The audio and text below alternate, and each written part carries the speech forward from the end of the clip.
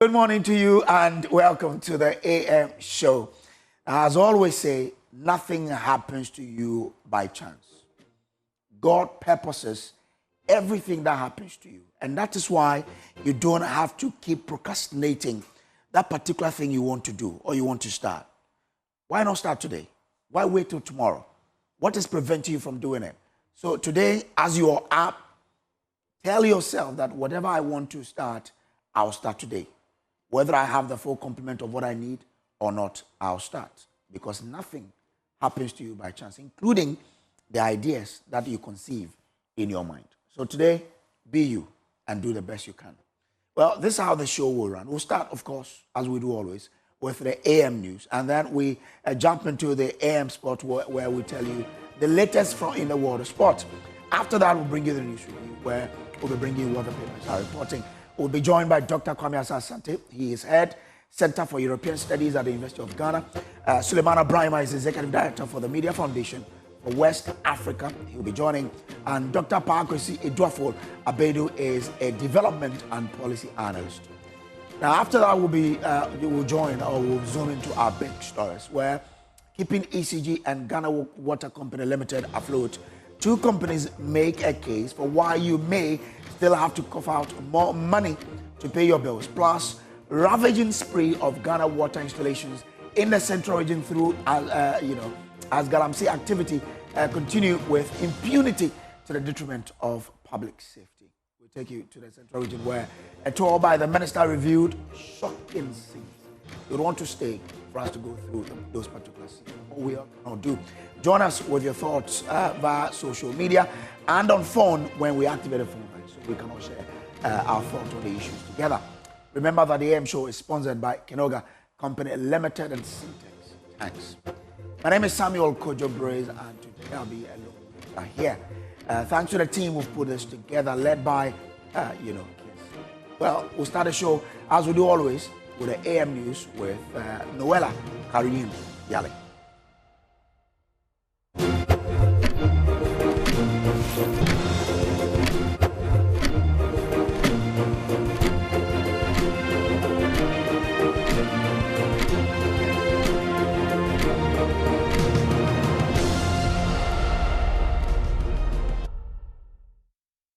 Hello there, good morning and welcome to the news on the AM show. I'm Noella Karen-Yali and we begin with our top story. And a late afternoon fire outbreak at Latio in Accra on Tuesday has left 7 houses completely destroyed and 2 people injured. The blaze, which spread quickly through the densely populated neighborhood, reduced the affected houses to ashes before fire officers were able to bring it under control. Residents say the fire started in a warehouse and rapidly spread to adjoining structures due to the close proximity of the buildings. Kenneth JC was there and reports. An inferno like no other. According to the Ghana National Fire Service, they got a distress call around 4:15 p.m. about a fire outbreak here at Latio. They immediately rushed to the scene and a warehouse, they say, had caught fire. And it eventually spread to about 7 houses. Well, so right now what we've been able to do is to confine the fire. Confining the fire is, we have succeeded in checking the spread of fire. So now the fire hasn't gotten the power to extend its wings. And therefore we are working towards reducing its effect so that it will not have the momentum to even spread further. Well, eyewitnesses also spoke to the news team. They said, I think one of the Chinese man was smoking or something. I think he did not off the fire. So he left it on the ground and I don't know. But one of the Chinese female, one of their co-workers, she got burnt. Our leaders, they don't help us. Our leaders, they don't help us. Look at this car. Since Atamustan, where they bring this car. It's the car, the engine is so half weak. The engine is so half weak. Our leaders, they don't help us. They don't help the youth. Look at me. Look at me. They need reinforcement so that they can quench the fire. If not, things will go worse. So we are bringing the government to assist the fire service. They have done well. For them, I praise that they have done. If not, all these houses must be burned. This one like this. If not, the fire service came early, it will be dangerous. Well, although the Ghana National Fire Service says they have been able to confine the fire and that it is not going to spread to other houses, well, the inferno has already destroyed thousands. Well, the inferno has already destroyed properties worth thousands and running into millions of Ghana cities. From Latio in Accra, I am Kenneth Jesse for Joy News. Now, the Electricity Company of Ghana is asking the Public Utilities Regulatory Commission to approve a staggering 225% tariff adjustment, warning that without it, the company faces a financial cliff in 2026. The Ghana Water Company is also pleading for a 280% increase, blaming illegal mining for crippling its operations. Gridco, too, says Galamsey is driving up to its cost and wants tariff raised. But the Consumer Protection Committee is urging calm, insisting that these are only proposals and that every demand will be carefully scrutinized before approval. The Electricity Company of Ghana is sounding the alarm. At the PRC public hearings, management said the cost of producing and distributing power now far outweighs sales, a crisis they claim can only be resolved by hiking tariffs by 225%. ECG one distribution service charge moved from 19 pesos to nearly 62 pesos per kilowatt hour, insisting this would deliver only a modest 3% revenue growth in the next 3 years. Without approval, the company warns of a major revenue shortfall by 2026. ICEG proposed that the DSC one is increased from 19 pesos to 61 pesos, and this is an increase of 225%. But ECG's demands go beyond tariffs. The company is also asking for the cost of public lighting, which it says is draining its finances, to be factored in, while also calling for tariff bans to help it recover losses. I have other proposals for you. So as part of the proposal, ECG has also proposed that the tariff band in some of the bands should be collapsed. So if you take a particular note at the end user tariff, there are 3 bands in the residential tariff. We are requesting the regulator to reduce that to just 2, to keep the lifeline tariff and just 1 additional one. This has revenue implications for not only ECG, but the whole sector. My colleague has talked about public lighting tariff. The Ghana Water Company is equally pushing for drastic adjustment, blaming Galamsey for choking water sources and escalating treatment costs. Ghana Water Company Limited says nothing short of 280% hike can sustain its operations. Michael Kluche is Chief Manager, Corporate Planning. The third and most disturbing one is the pollution of our water bodies. Currently doing business with our resource, the only resource we have, that is the raw water, is becoming a challenge. And I don't think I should be here be telling you what exactly is happening. Chairperson for the Stakeholder Committee of PRC, Nanaya Jantua, agrees Galamsey is worsening utility costs, but stresses that the company's requests are still at the proposal stage. She insists the PRC committee will pore over every submission before any decision is taken. Oh, we have received their proposals for some increment in tariffs. You know, in 2022, the PRC went through a major tariff review process, and we gave them a tariff. They've come to tell us what they use the money for, but not us as PRC. They have to speak to the public. So we have 2 types, which is steep in law: the stakeholder meetings and also the public hearings. So now the process at which we are is the stakeholder meetings. Whatever percentages we see right now, it is the percentages that they have proposed. These are not percentages that we are I mean, we don't know whether we'll give them or not. So after everything, the PRC is going to sit down and also interrogate these numbers, these figures, so that at the end of the day, we'll decide what is in the interest of the consumer and the financial viability of the utility service provider. Meanwhile, industries operating within the Free Zones enclave are also expected to brace for higher costs as enclave power demands a 163% increase in its distribution service charge. For now, the fate of million consumers rests with the PRC's decision, one that could redefine the cost of power and water for years to come. ICEG, Joy News, Accra. And the Volta River Authority is racing to avert another devastating spillage along the lower Volta, but illegal dredging is undermining the project and threatening the livelihoods of communities along the basin. The VRA says it is teaming up with the EPA, Minerals Commission and Water Resources Commission to crack down on sand winning. Mama V. Safakote reports.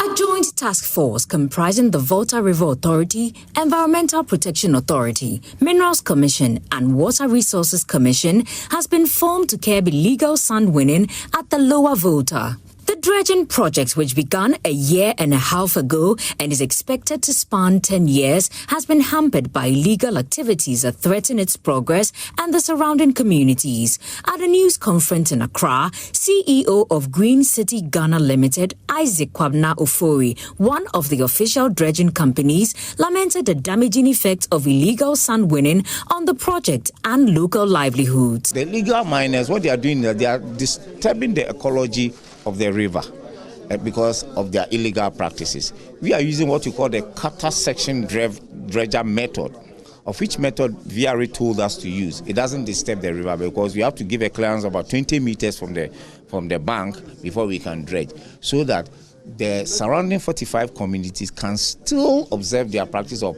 drinking the river water and doing their fishing and all that. The activities can still go on.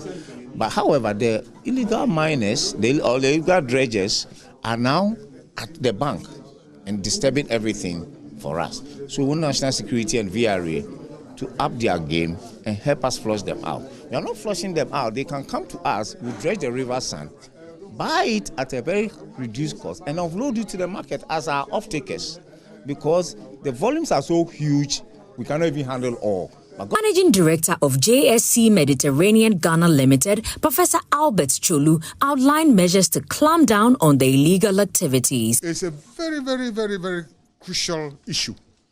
The VRA boss tried as much as possible to write letters to all the regulatory bodies, and I have the letter here.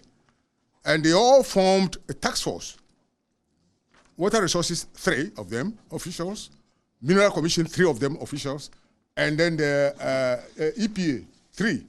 And the VRA also has officials here. And they are to form a task force to ward off these illegal sand winners. You know, he has tried. The letter is here, and then you see the names of the people here. But unfortunately, the coordination is not working properly. That's why we made this press conference to highlight this issue to everybody, that we must all put our hands on deck to make it work. For communities that rely on the Volta Basin for their livelihoods, these measures, if implemented, will help preserve the natural resource for generations. Mamavi Sefakote's report, read to you.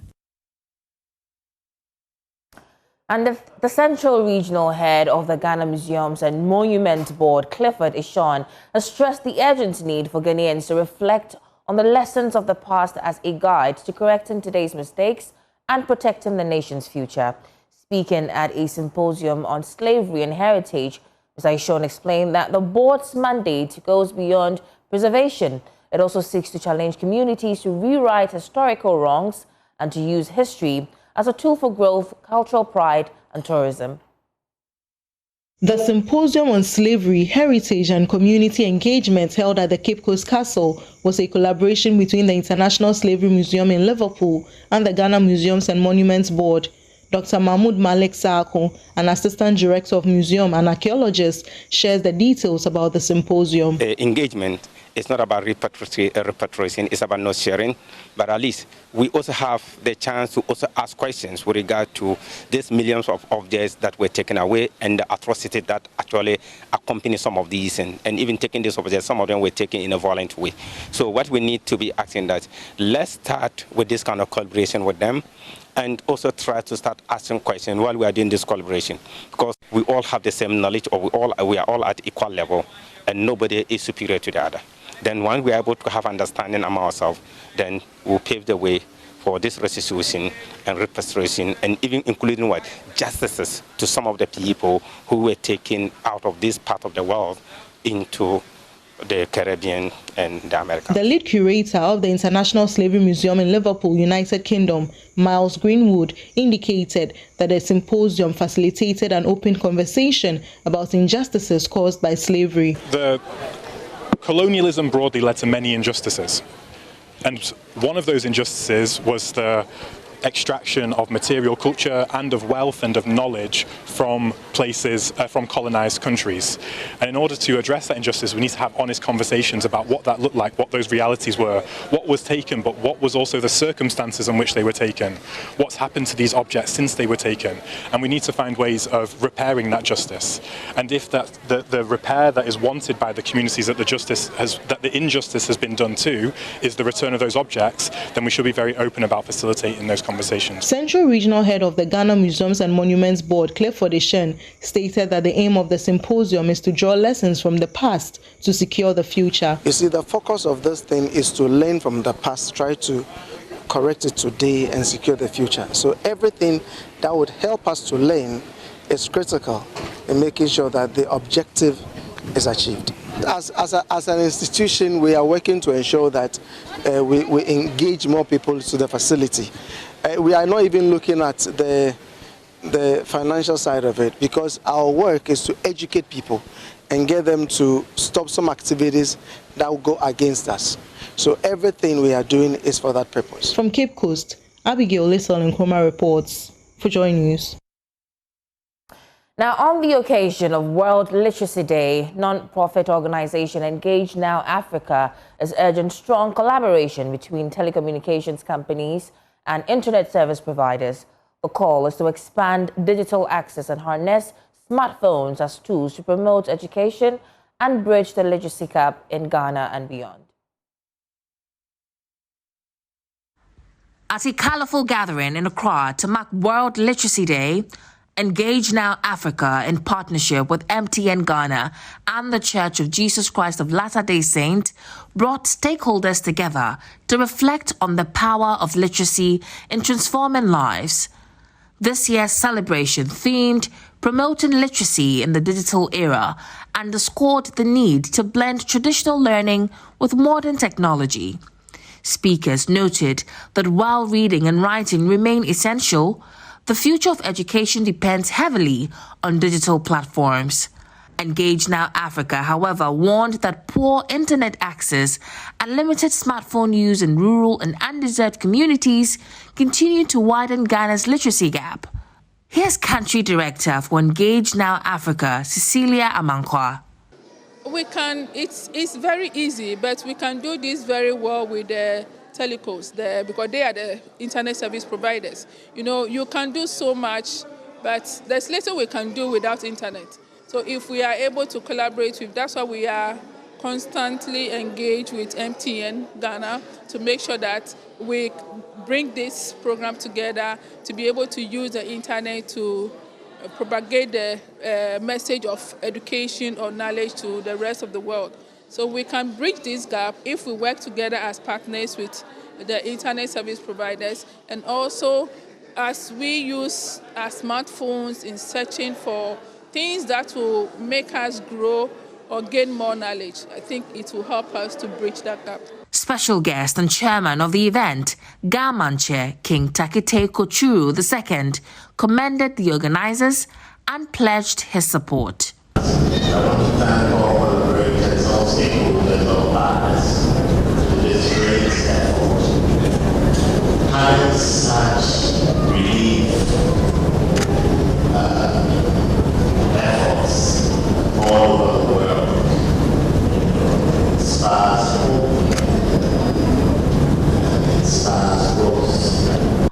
also lending her voice was Nya Awona Ayele Nobache I, Ga Paramount Queen Mother for Children and Youth. Organizers say with stronger partnerships and smart use of technology, literacy in Ghana can move beyond classrooms to empower every home, every child, and every community.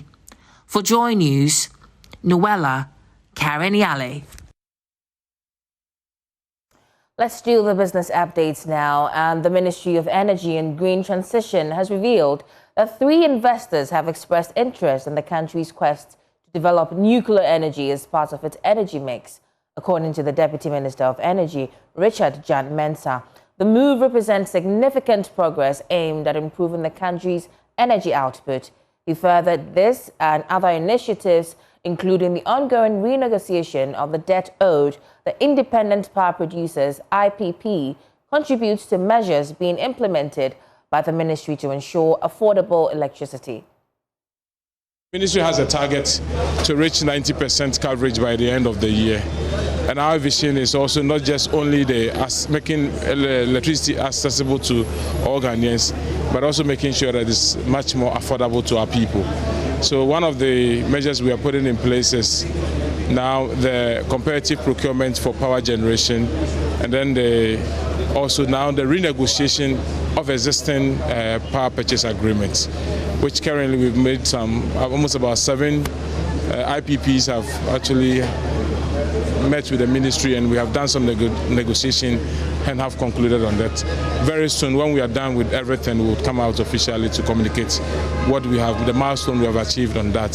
So hopefully we are looking forward to Ghana having a very affordable power sector, and that is why we're also considering bringing on board the nuclear, which I mentioned that the government have secured almost about 60% of the sites for renewable power projects, and then has also started on 2 vendors, one from America, one also from China. And there's a new even discussion with the Russian government who also have also brought in a proposal or a project, and we are going to consider as well. Ghana wants to, beyond as part of the renewable energy agenda, we are looking also to include the nuclear power to it. And the Institute of Climate and Environmental Governance has expressed concern about the Electricity Company of Ghana's proposal to increase its distribution service charge by 225% for the 2025-2029 regulatory period. According to the energy think tank, although it believes in a reasonable upward adjustment to recover operational cost, the proposal to increase the tariff is clearly against the principles of fairness, accountability and sustainability. Speaking to Joy Business Policy Lead Climate Finance and Energy Transition, Kwesi Yamoa Abedu said ECG's failure to address the underlying causes of its inefficiencies should not be at the expense of the ordinary Ghanaian. We at ICEG believe that the 225% increment proposal that ECG is seeking for is unjustifiable. The reason being that quite recently, PLC made an upward adjustment of almost 14.75%. At the time of computation of this upward adjustment, it was anticipated that the cedi would have depreciated further. Miraculously, and by dint of hard work, we could say that the cedi appreciated rather. By extension, we were looking forward to see a downward decline in prices of commodities, i.e. electricity tariffs. However, it still remained the same. And then here we are today, and ECG is telling us that in the next major tariff review year, that is from 2025 to 2029, they are looking forward to increase tariff by 225%.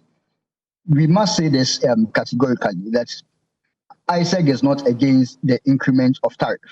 But then what we are asking for is that it should be reasonable such that it will be equitable to all. Increasing tariff more than what we can bear as citizens is just a way to take out the right people have to enjoy electricity and then make them, excuse me to say, poor and poorer. We at ICEG believe that the 225%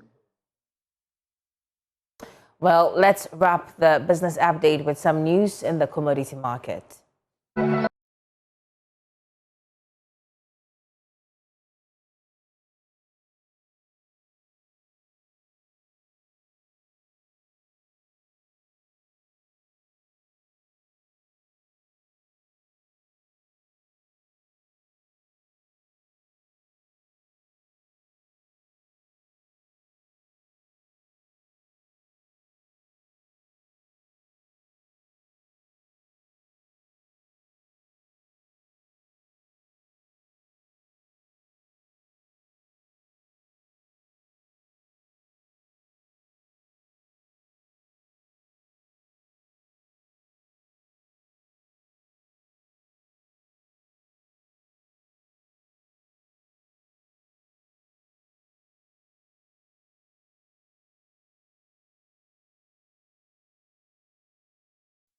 And that's it for the business update. Up next is the sports update. I'm Noella Karanyali.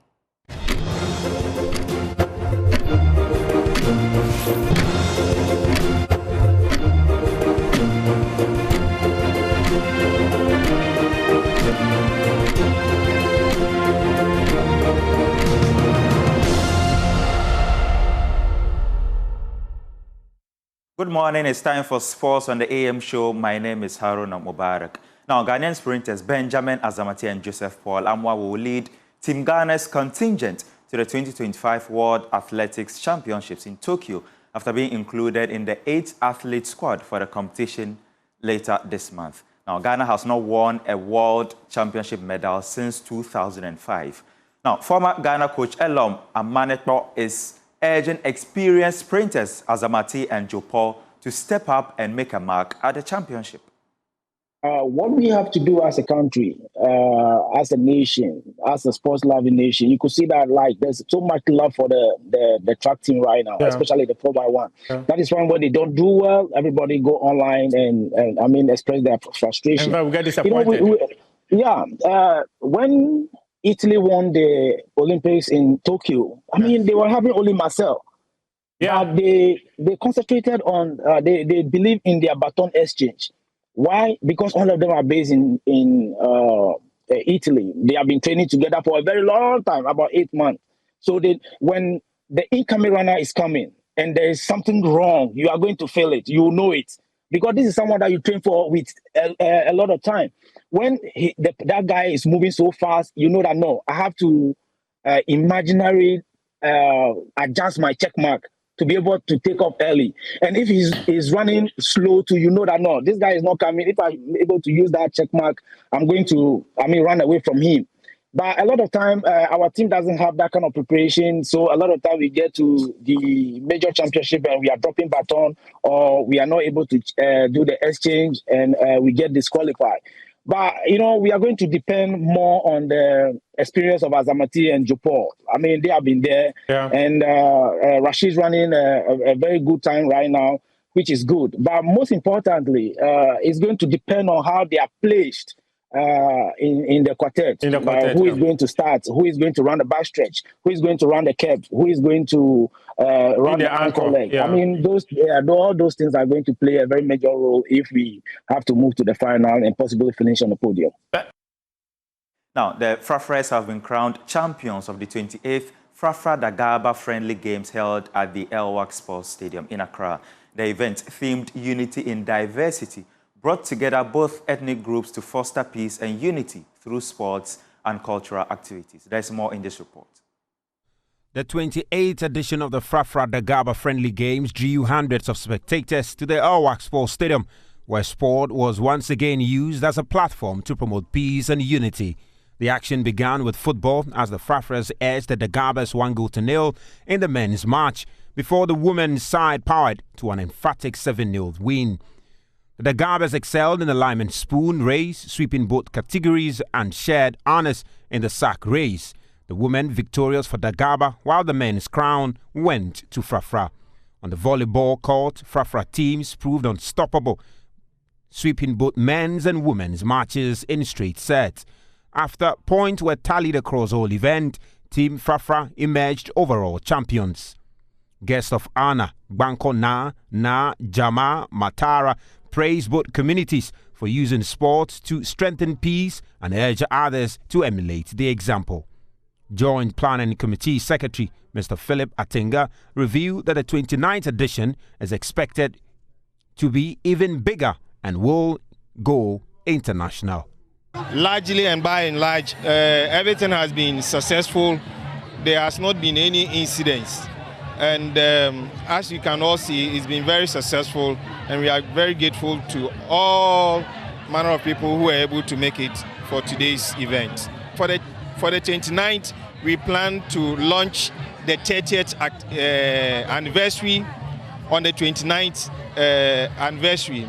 And then also we plan to go outside Accra to all the regions, and even planning that our brothers and sisters who are not in Ghana should also try as much as possible to celebrate. So we also plan to go international coming 29th, so that on the 30th we will climax it all with a whole lot of cultural activities for the 30th event. Chairman of the occasion, Dr. William Amuna, commended organizers for a successful event that attracted massive participation. Prizes were presented to all winners, with Team Frafra lifting the ultimate prize, the symbolic puppy.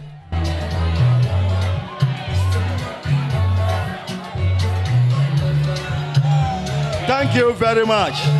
We are grateful.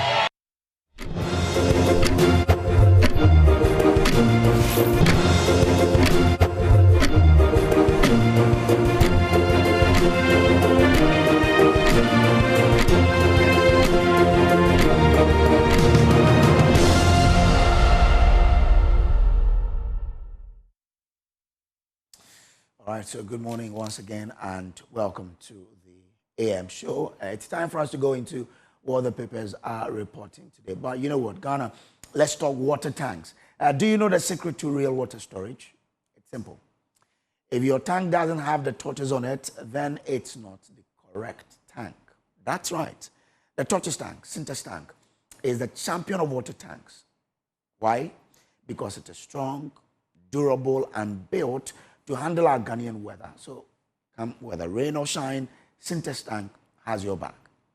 So go outside, check your tank, and if it doesn't have the torches on it, it's time to upgrade. There's no harm in upgrading, right?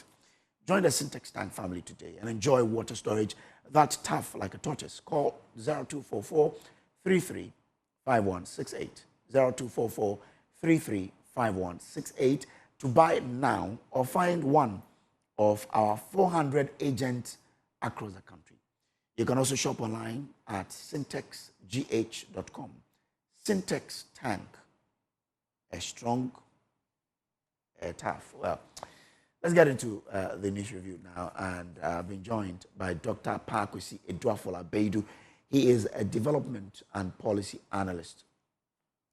Pakwesi, well, I have to bring your doctor, but you and I, it's easy. We do Pakwesi and then Kojo. Kojo, good morning. Good morning, Pakwesi. I trust all is well. Kojo, all is well. I'm currently in Cape Coast. You remember your famous coming from a hall? Allah, yeah. That's the hall. Yes. Oh, yeah. So that's where you still are? Yes, I do come around for some from some jobs, but I based in Accra. Oh, wow. Okay. Good for you. Well, Pakwesi, you know, as we do always, we give you maximum 2 minutes for you to give us your reflections, and then we delve into what the papers are reporting. Thank you, Kojo, and a very good morning to your cherished viewers and listeners. This morning, I think I'm very much sure most of the papers will capture the issue of Ghana Water Company proposing the proposed tariff increment. We are, hearing all the discussions surrounding the proposed increment and what stakeholders are saying. Kojo, for me, I'm much passionate or intrigued about the reasoning behind the increment, which is the popular Galamsey that we have been talking about all this while. I am a sustainability champion. I believe in promoting environmental issues and ensuring that our natural resources are well protected. And so when it comes to issues like this, I tend to be a bit passionate. We have talked about Galamsey in this country for for so many years now. And almost every time we talk about it, people feel it is an issue that may not probably affect them in one way or the other.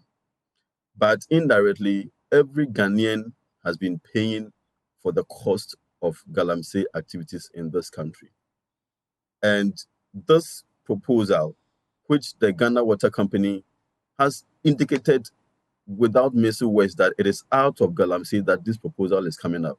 It is something that we all have to be worried about. It's not just about the increment coming up, but it's about the reasoning behind it.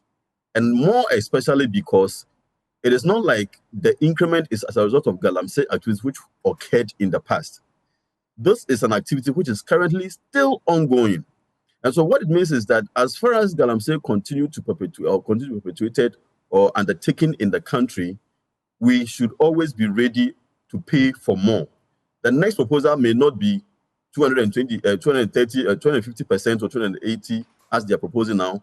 It may go beyond that because the impact will become more incremental. And so my concern is if somebody is in Volta region where probably there's no Galamsey and you feel it doesn't concern you, and so whatever way the advocates will talk about or the noise you're going to make against government, you don't care, you are not concerned. This is the time. You are paying for your silence. You are going to pay for not being concerned about the issues by paying for more tariffs.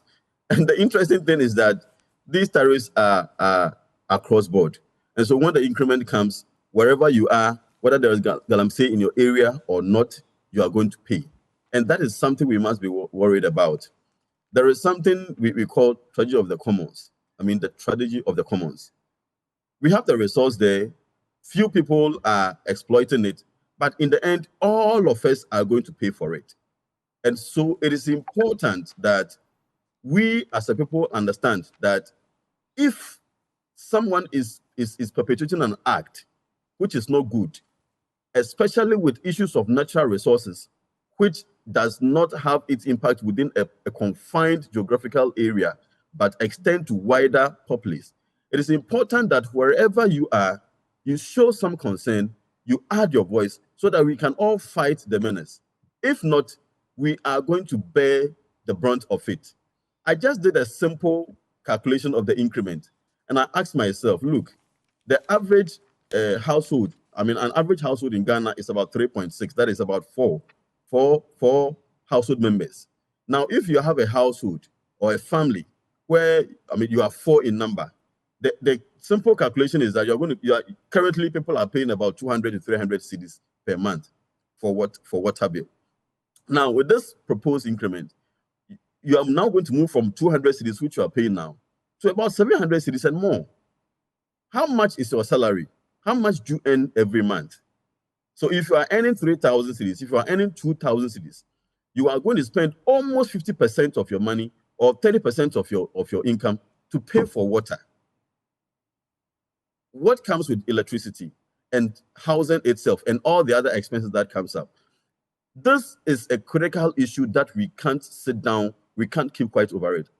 Not to talk of even the health and other implications. If you are going to spend almost 30% or 40% of your earnings on water alone, and now this same Galamsey is bringing so much health impact, which treating it or taking care of it to become problematic, because we all know the cost involved in treating kidney problems. We all know the cost involved in treating problems with our liver and all the other organs in our system. Now, if the same Galamsey is giving us all these implications, all these health implications, plus the fact that we have to even pay for more, then what is really the benefit out of Galamsey to the few people, to the extent that the entire population in the country will have to suffer so much to that extent? And so I am pleading with all stakeholders this morning that enough is enough. Let us all rise up, support government, and ensure that this Galamsey menace is dealt with once and for all. And to government, we know the power lies in your hands. you have the authority. You can drive this change. We have been talking so much about the need for government to be very proactive in addressing Galamsey issues in this country. We expect government at this stage to really take the mantle. And I want to believe that Ghanaians, looking at the way now water bill is coming, is going to, is swallowing our necks with the proposals and all that, we should be ready to support government in ensuring that the needed change is driven and is achieved. If government fails, then I'm expecting people to really rise up and enforce government to do the needful, so that all of us will find, a better place, so that at least our lives will be more sustainable. Remember, sustainability is not about today. It's about the children. It's about your children. It's about my children. It's about the future generations. And so if you don't act now, thinking that we can amass all the money from gold and then leave the future generation to perish, then unfortunately, we are not living sustainably. That is the little I want to share this morning. All right. Thank you very much, Dr. Pakwesi Edwafolabedu. We also have been joined by Dr. I'm trying to get it. Dr. Asa Sante is also with us on Zoom. Doctor, I'll give you 2 minutes as well for you to give us your reflections. Right. Kojo, good morning. And good morning to my colleague, Dr. Pakwesi. Of course, our viewers. This morning, my message is very simple, and it's about the examination malpractices at WAEC. At certain schools, no WAEC, certain schools. Okay. I am not a happy person because, you see, after teaching, learning must take place. And when people learn, they must be examined. So in all these processes, we want to make sure that we get the basics right, so that at the end of the day, what comes out as a product is something worth its salt. We have heard the story. Your station broke the story and all that. It's very, very unfortunate that you have people who aid, students in exam. You have people who support the cause of wrongdoing relative to examination and all that. Let me bend back a little bit and then within a short time do justice to some of these things. These things did not start today. When we were students in the 80s and 90s, we heard stories, some schools where these things are institutionalized, and very little were heard about that. I must also say that, or commend WAEC, that over the years, they have tried to put their foot down, but except that people always have different ways of going around the process. And today, people are using gadgets and all that. And then you see teachers also aiding. And if you look at the money involved and all that, the problem is multifaceted. One, socialization has broken down. You see these habits of students, which should not be the case, because you see parents themselves buying questions for students, going around to make sure that they do certain things to enhance the chances of their students or their children illegally. And we as a society will sit down on concern. We have also seen schools where authorities who are supposed to know better also support these efforts and up to date. Once our children are able to cross those hurdles, we are okay, because they come home with success stories. And then we have also, WAEC as an institution, yes, despite the effort they are making. Sometimes if you see remuneration given to those who conduct examination and all that, it's nothing home to write about, right? I can recount my own experience where in the university, I think level 300, where we had opportunity to go and check scripts at WAEC and all that. The amount of money that they pay, I did not even take my check. But that is not to say that we should indulge in such practices to undermine our certificate. All in all that I want to say is that we as a society should sit down and think about this properly if we want our certificate to be meaningful to those who hold them. Otherwise, we will struggle, and then those who will do genuine work, at the end of the day, the bad ones, the bad nuts, will affect all of them, and our certificate will become meaningless in this country and across outside this country. And I'm not sure we want to invest in this. The costs of doing this is too much for the state. Let us set up and do the right things now. But look, I mean, this has become a phenomenon where the larger part of society is even part, as according to our investigations, of orchestrating it. So what gives you the confidence, or what do you think can be done to change the narrative from what is happening now? One is the socialization, where we inculcate proper values in children, that hard work pays, cutting corners, no. We do that. Do we do that at home, in schools, in public places? So the institutions that are responsible for this, are they doing their work? We need to up our game in that direction. Then 2, advocacy on these things that looks shy away from this. What is the essence of going through all this, using all the bad routes and getting a certificate that is not recognized? And of course, measures to deal with this thing must be punitive enough to ward people of that path. And above all, we should be able to shame those who put themselves into this corner. Because sometimes when these things happen, we shove them under the carpet. And at the end of the day, it doesn't get aired. I am happy that your station and other stations have brought it out. We should. And I also urge WAEC to make sure that their rules are stringent, and they should be also be technologically advanced to be able to handle these things. Because whether we like it or not, we are in an era of technology, and people given opportunity, they will do this. Put your foot down and ensure that these things work. And then Ghana Education Service should also play their role very well, so that their officers will be proud ambassadors of that institution, and they do the right things. That's all. Because at the university, when they come there, I can assure you, when you cross the line, we'll throw you out. It doesn't matter who gave birth to you. All right. Now that parents themselves, those who have to start the socialization, are the ones paying for the, the malpractices. I don't know how this can be done, Doc, but we pray that they are able to lead the process and have a change of mind, so they can probably lead this whole agenda of training the kids well, for them to see that, well, passing the examination is not about cheating, but making sure that you do it on your own accord.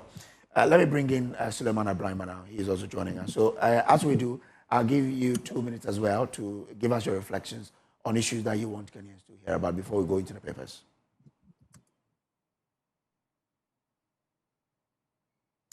Mr. Brahma, grateful to you for joining us here. I want to give you 2 minutes as well for you to give us what's on your mind that you want Ghanaians to hear about. Well, good morning, and good morning, colleagues. Great to be back here. I think that my reflections will be about the general issues of our behavior, our attitudes, and our commitment towards the development of our country. As citizens, as leaders, and as community organizers. I think the point that Dr. Ansar Sante just talked about is part of the whole problems of society, where now integrity is not regarded as a value. It's just about having your way. And I think it is something that is reflecting in every aspect of our life, including our governance, including even in the media, where journalists ourselves are not also quite determined and being resolute in terms of holding power to account, being honest, being sincere, and rather focusing on how to make money. In our schools, as Doc was saying, it's about how to pass. In our communities, it's about how to make money. In our churches and mosques, leaders are busily focusing on how to make money rather than how to shape behavior and how to get people to be morally upright. And I think these are the fundamentals that are devastating our country. That leads me to, for example, the devastation that is going on in terms of our environment, from illegal mining. And government upon government, we are promised that this will be fought. Yes, it is difficult to fight it. I know people are, making their living from Galamsey and all of that. But I think that we shouldn't just simply look on while the future of our country is being destroyed, the future of future generations being destroyed, and then all we do is to make fanciful promises and faint-hearted commitments towards the fight. I think it is saddening to see that after the MPP, with all the failures, we brought in the NDC, and so far, I don't think that I would say that the government of the day has made any serious and realistic commitment towards the fight against Galamsey. I think, if anything at all, Akufo-Addo was even much more stronger in terms of the rhetoric than we've seen under the Mahama regime. I think it will be one of the significant failures if the Mahama government fails to deal realistically with the Galamsey situation, because it's not just about the environment that is being destroyed. This morning or yesterday, we heard about the request by Ghana Water in terms of the amount of the increases that they are requesting. And it's all about the river bodies or water bodies that have been so devastated and how much it will cost them to treat the water to be able to supply potable water to communities and to our people. So I think it's one of the major areas that the government has to look at. But as I said, it all comes down to the extent to which we are prepared as a nation to abide by the cardinal values that makes countries great and makes citizens thrive. So that's what I would say. Well, let's see how that goes. But maybe I'll pick your thought on the president meeting the press tonight. We understand that at 8 p.m. today, 10 September, the president will be meeting with the press. What's your expectation, because you have a special focus on the media, what's your expectation of how this encounter should be tonight? Well, I think it's a great thing. Previous governments had done that. Under President Akufo-Addo, it was initiated only to be abrogated or to be stopped along the line. And I remember the very last one, we did our usual analysis of how the president fared, the whole arrangement and how well or bad it was, the questions that were asked, how good or bad some of the questions were. Now, remember, after that, our report was put out, and usually we'll put out a report just hours after the session has ended. I got a call from one of the senior staffers at the presidency in charge of communications, complaining about the report that we had put out, and saying that she thought that we would have been full of praise for the president for, organizing and engaging with the media, as if it was a favor being done the media. The president's action was a favor being done the media. And I remember on that call, the person saying, well, what if we don't do it again? And my response was, well, that's up to you, because you have the mandate to govern this country. And so it's up to you to want to do it or not to do it. It's about what you think is the best to be done. And true to her word, it was never done again. So it's great to learn that the President Mahama, wants to reinitiate or wants to bring back that whole phenomenon of engaging with the media and taking questions from the media on his leadership so far in the last 7 or 8 months. So we can look forward to it. And I hope that the media will take it as an opportunity to really ask the critical questions that perhaps you would never always find the president to respond to directly. What are these critical questions you want the media to ask? Well, I mean, there are issues about, as I mentioned, the Galamsey fight, what is happening. Only yesterday, we put out a report in which, national security was indicted, in which the MP for a particular constituency was indicted, and in which the Prestia constituency. Yes, the Prestia issue. I think this presents a clear evidence for the government to act. Apart from that, I think a few days ago, the general secretary of the party, for example, raised issues about party people or officials who perhaps are colluding with previous officials of the previous government on matters of not, helping to ensure transparency and accountability. I think it will be important to hear from the president, even though he's not the attorney general, the issue about the fight against corruption, because increasingly people are becoming quite agitated with whether or not the government is truly committed to dealing with the issue of corruption, particularly corruption among previous officials, because this government is fairly new.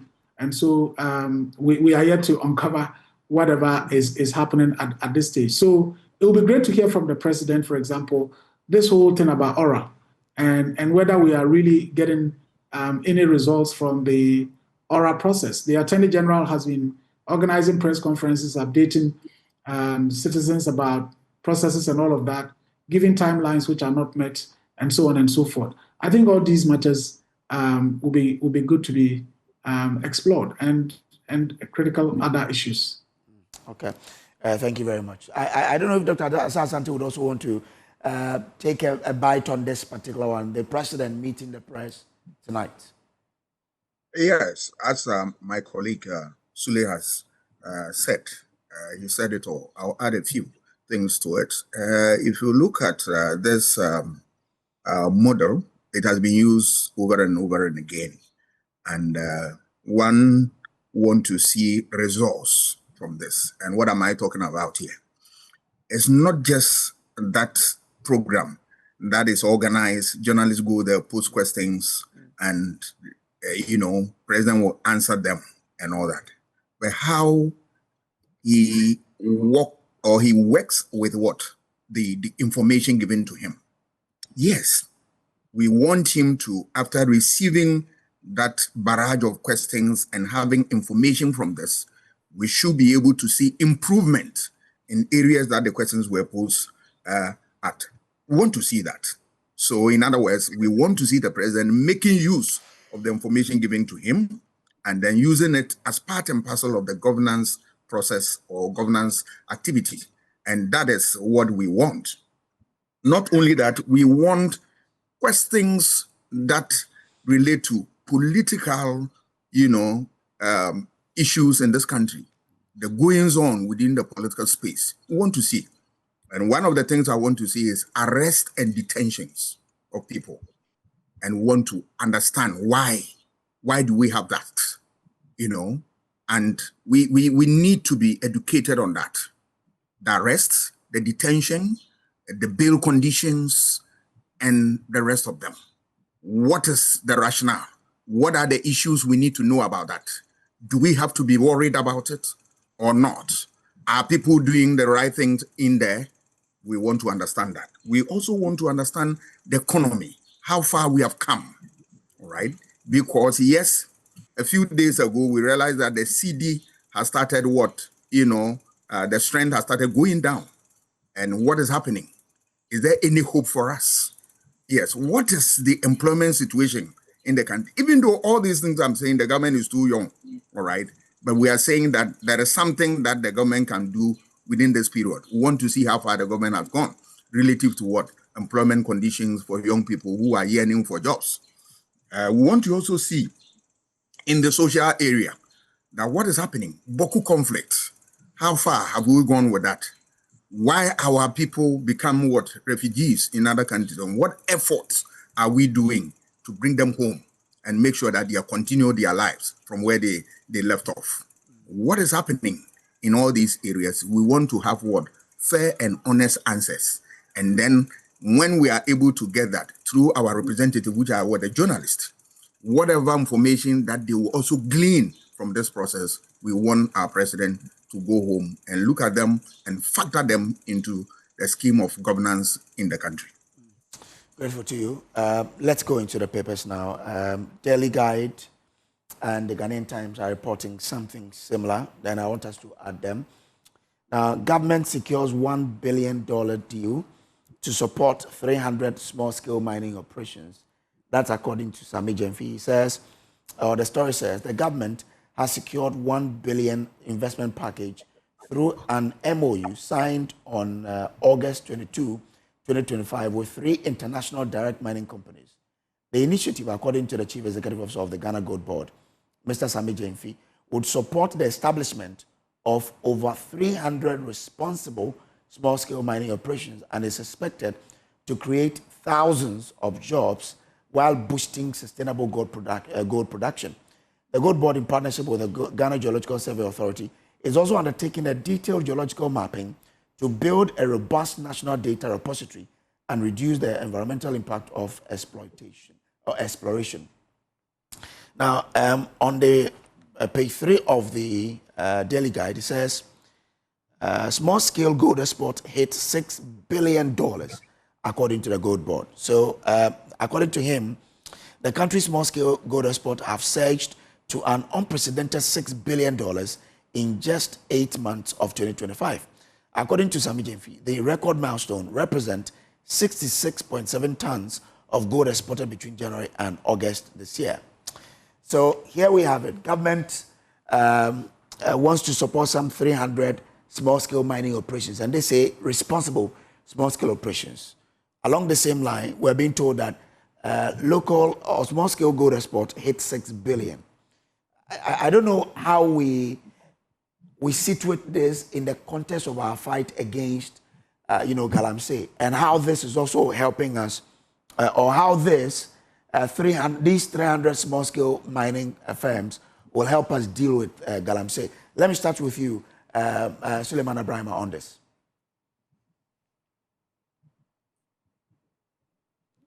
Hello, Mr. Brahma. I want to find out from you, looking at the fact that we've raked in $6 billion from small-scale gold export in 8 months, and the fact that government has secured $1 billion to help establish what they call responsible small-scale mining operations, 300 of them. And I'm asking, looking at our export, looking at the effort to establish 300 responsible mining operations, how does that help us in dealing with what we have all been talking about, the impact of Galamsey on our environment? Well, I think that undoubtedly, as a country, we are endowed. I mean, it's not for nothing that we were called the Gold Coast, and it's important for us to have mechanisms that enable us to benefit from this natural endowment. I think over the years, what has happened is that we have rather had a curse from these endowments rather than the benefits that we should have. The arrangement that has been made in terms of the establishment of the Gold Board, I think is quite innovative and potentially helpful. But of course, we know Cocoa Board. I think that was the whole idea of establishing Cocoa Board. And over the years, what has happened? We are in a situation where, it's been about borrowing and all of that. Now people are willing to give out their cocoa lands for illegal mining and so on. So, of course, it's early days and the signs are quite positive and we can only remain hopeful. But as you rightly asked, how would we ensure that as we try to benefit from gold, we don't end up perpetrating the same problems that we've had over the years in terms of Galamsey? As I said earlier, I don't think that I've seen anything significant to give me so much hope that the government is indeed fighting the phenomenon of Galamsey. To a large extent, what we are seeing is that it is simply NDC people replacing NPP people. Whatever NPP people were doing in the illegal mining sector essentially has been taken over by NDC folks. And it's almost like, well, when they were in power, they were doing it. And why wouldn't we be allowed to do it when we are in power? We've heard stories about communities not allowing the security agencies that have been deployed to do their work or to go to their mine sites and basically ensure that their activities are brought to an end. So I think a lot will depend on what the government does and the commitment of the government to ensure that if indeed small-scale mining is going to be done, it is going to be done in a very organized way, in a legitimate way, in an environmentally sustainable and safe way. Because under the previous regime, we heard about the community mining scheme. If you read the policy or the document around the community mining scheme, you would say, well, this is a fantastic idea. But in the end, what happened? Community mining scheme was turned into another avenue for Galamsey activities. So now we are hearing about sustainable small-scale mining. We can only closely monitor to be sure that the right things are being done so that, again, it wouldn't become an avenue for party people to make money. As we had before, party Hinska, and therefore people just use Galamsey as a mechanism to enrich themselves and to finance political activities. So I think we just have to keep a close eye, keep monitoring, and drawing the attention of the leadership of our country to whatever is happening within the communities and in the mining areas. Okay.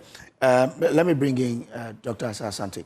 Doc, now, if you hear the establishment of new mining, small-scale mining operations, and they classify it as responsible, I mean, once we have existing small-scale mining companies, must we establish this 300, or we must look at how we can support the existing ones to rather improve on their operations? We need both. We need both. Okay. Because this is an area that, in spite of all the problems that we have, when regulated very well, we can be able to employ a large number of people and derive the necessary revenue that will help this country and help those who are engaged in those processes legally.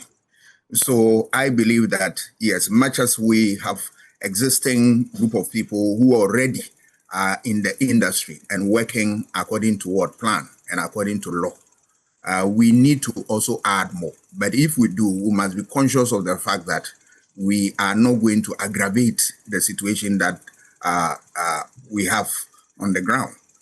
So maybe I should add on to that question. Now, with our difficulty in regulating the existing ones, which we all know has then brought us to the issue, the stage where we are dealing with Galamsey all over, must we look at, streamlining the regulation of this sector, or adding on to the number, and of course would deepen the inability of the regulator to do the regulation? I don't think it's difficult to add on if we are mindful and we are careful of doing what is expected of us, right? The numbers, the number that you are adding on, you have at the back of your mind that you need extra support, extra measures, right? So you take all conditions into consideration and then you implement the policy. That is what I want to see. Okay. But you see, I would love a situation where Ghana will also venture into other areas and see what is happening. If you go to Latin America, you talk about Argentina, you talk about Chile, you talk about, Brazil or so. If you go there, they have a certain, program that local people, you go there, if you want to do any mining, be it what, large scale or small scale, you go and have a conversation with them. Then they spell the rules of engagement to you. You do all the transaction with them. And then you come to government for what? Certificates, and then for all other legal processes. That's all. I am proposing this because it brings to sharp focus the involvement of those who are in what? The natives of the area, the chiefs and opinion leaders. If we are able to what? Bring them into the equation, it's going to help us to deal with this problem. And I believe that this type of example, the Ghanaian government will look at it and see how best we can marry the two to give us the best result. All that we are looking forward is the best results. And once we do that, look, we should be able to save our environment from all these hazardous materials we are throwing in there. Look at the effect on what water production in this country is very, very threatening. And what are we doing about it? So I believe that we need to put in appropriate measures and make sure that we ensure that the environment is first safe, and then we get also value for money. And then we are also able to leave something that will become a legacy for generation. We don't think about ourselves today, but let's think about the future and the future of this country. Otherwise, we are a failed society. So a good one, but we must look at how the implementation is done. Let me bring in Dr. Edrafo here. Doc, Mr. Jemfi also revealed that domestic gold refining would commence in October 2025, which is next month, through a partnership with the Gold Coast Refinery and the Bank of Ghana. He added that plans were underway for a state-owned gold refinery and International Organization for Standardization, ISO, certified asset laboratory near Kotoka International Airport, key component of a national strategy to shift Ghana from raw gold export to refined bullion and gold-based products. Way to go, I guess. You see, there's a clear indication that government is really hinging on the gold sector as one of its key pillars for economic planning or for its development planning, which is good because, I mean, gold is a valuable asset, and, you know, if well managed, we can have or harness a lot of capital or resources to help drive economic development. And so if I put into context, for example, the recent discussions with Goldfields Mining, Goldfields Damai, and the government's intention to take over, for example, and some of the communication that has come from government in terms of its plans to even take ownership of some of the local large-scale mining companies. The large-scale mining companies. It tells you that there's a certain agenda, there's a certain plan of government to use the gold space or sector as a catalyst for growth.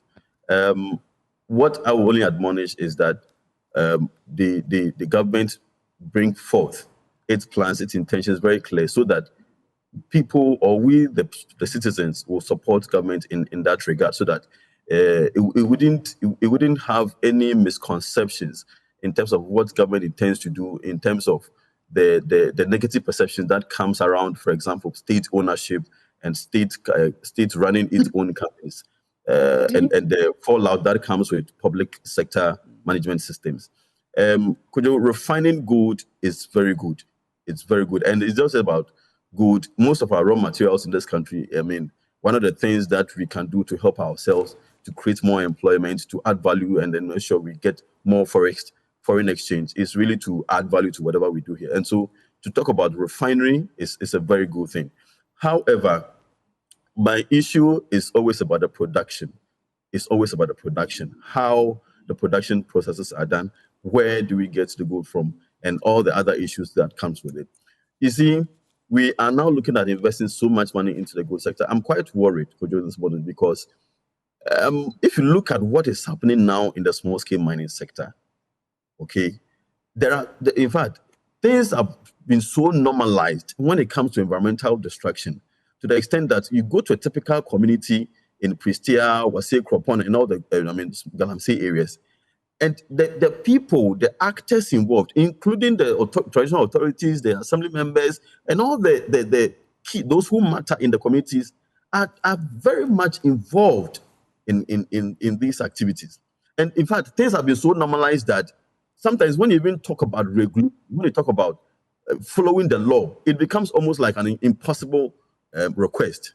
And so for us not to really tackle that issue very well, to change the current state of impunity, to change the current state of it is normal for me to enter the forest and go into the water bodies and mine, to really put in some fears into the people, for them to really move away from what I call convention now. It's quite a worry, because we are adding more to it with investments, small-scale mining operations, responsible mining operations. We are establishing new ones here and there.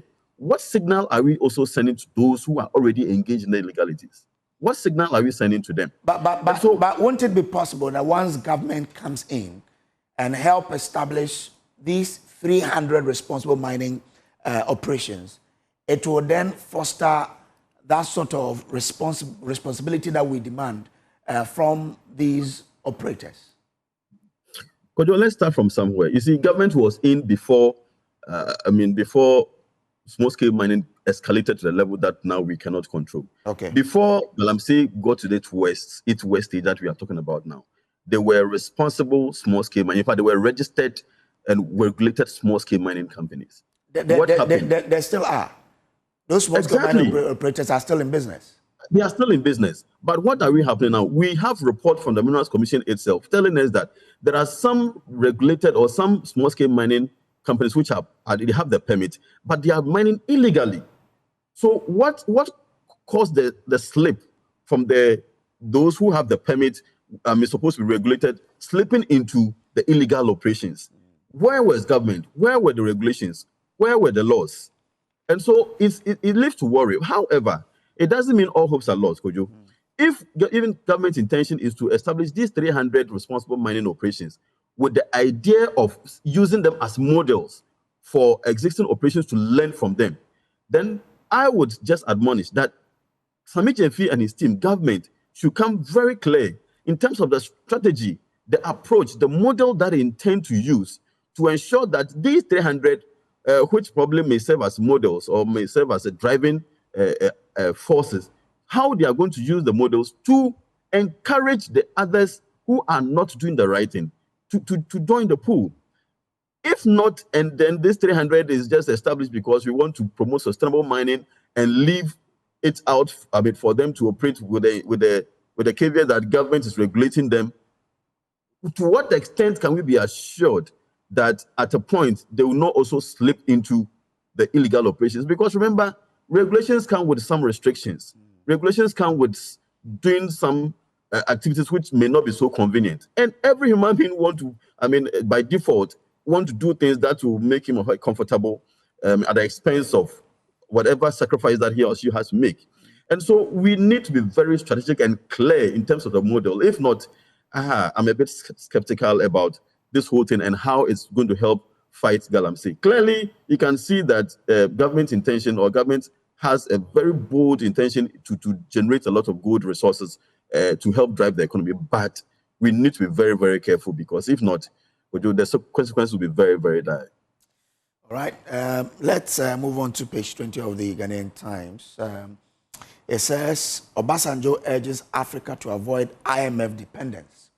Advocates push for unity, self-reliance. Former Nigerian President Olusegun Obasanjo has urged African nations to stop depending on global institutions such as the International Monetary Fund, IMF, and instead unite to drive their own development. Speaking during a fireside chat at the 4th Intra-African Trade Fair in Algiers yesterday, the former president, who chairs the IATF 2025 Advisory Council, said Africa must harness its collective strength to overcome, quote, the shame and indignity caused by slavery, slave trade, colonialism, and new coloniality, unquote, there. Mr. Brima, let me come to you. We've heard various African leaders, past and present, talking about how we must avoid IMF and begin depending on ourselves. But when or where should the talking end and the action start? Well, I should start by saying that, as they always say, talk is cheap. President Obasanjo has been a good leader, a great leader of our continent. I think he continues to play very significant roles, even at his age. But I should then say that he was once president of Nigeria.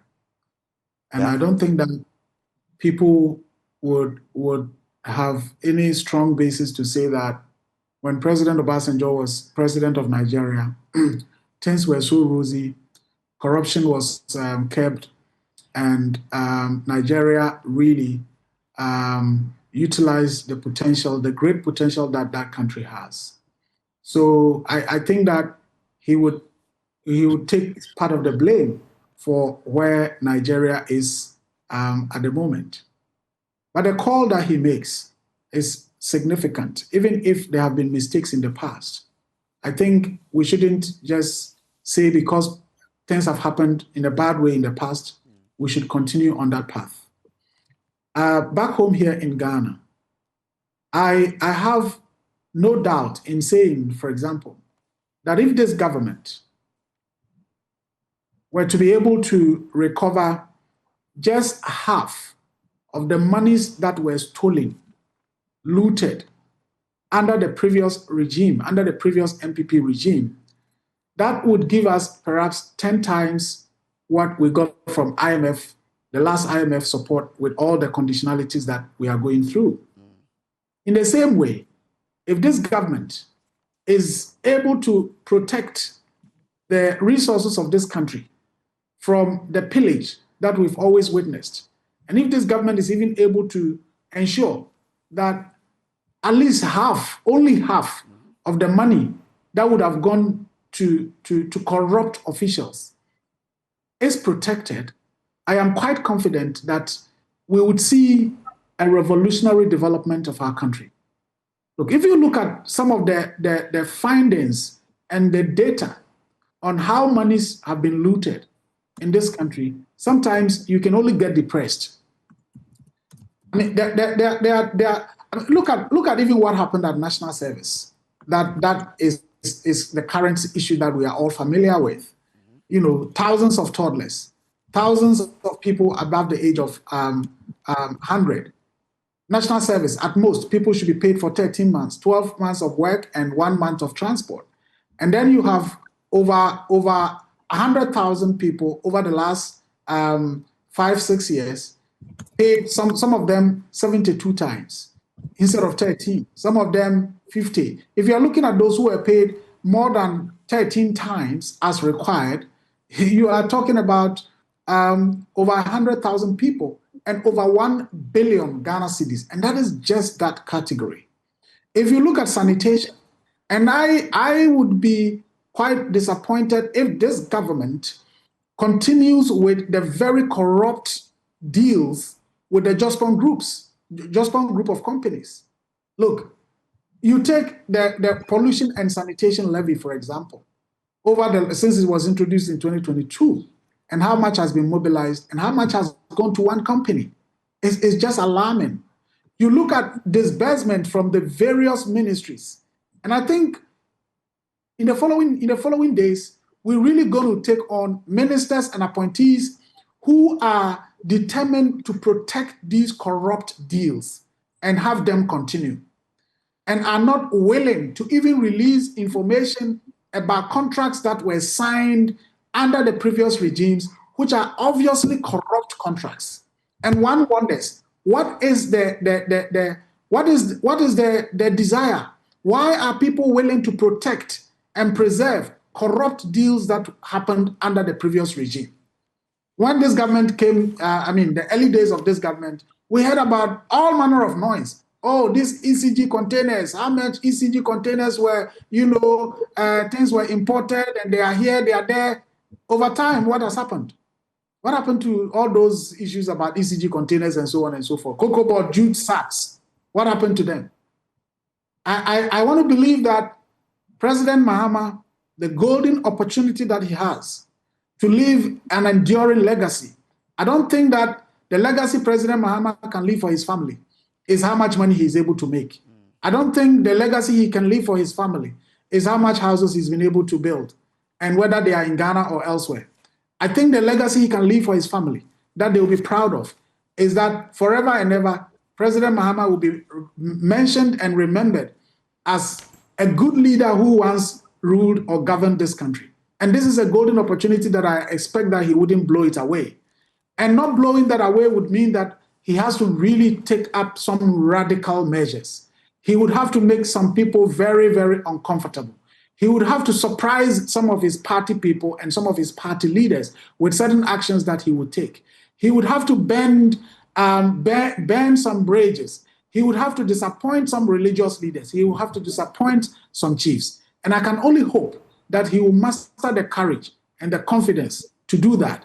And that's the only way that we can be self-dependent and self-reliant, in a way that we would not need aid, in a way that we will not have to depend on IMF, in a way that we will not depend on, all the foreign things that sometimes would come with all the conditionalities that is us where we are. But Mr. Brahma, on the Zoom Lion, wouldn't it be possible to tweak the agreement and still keep a Ghanaian business in operation? I think that is the problem. I think that is the problem that we have. If we have a Ghanaian company that is working in Ghana and is not prepared to contribute significantly towards the development of this country, but rather engage in acts that would deprive this country of its vital resources. What is the value of such a Ghanaian business? Okay. We all want Ghanaians to thrive. We all want Ghanaians' businesses to grow. There are foreign businesses that are in Ghana and embassies here that are supporting businesses from their countries to thrive. If a Ghanaian business is doing the right thing, we should do everything possible to support such a Ghanaian business. But if a Ghanaian business is signing contracts, not executing the work, and yet getting paid, why must I say because it's a Ghanaian business, I will support that company? Okay. Read the Auditor General report about the number of district assemblies that have complained or written to the District Assembly's Common Fund to say, look, our sanitation contracts are not being performed. Don't deduct our share of the Common Fund to pay the contractor, and yet it is paid. We have a situation where in this country, how many airports do we have?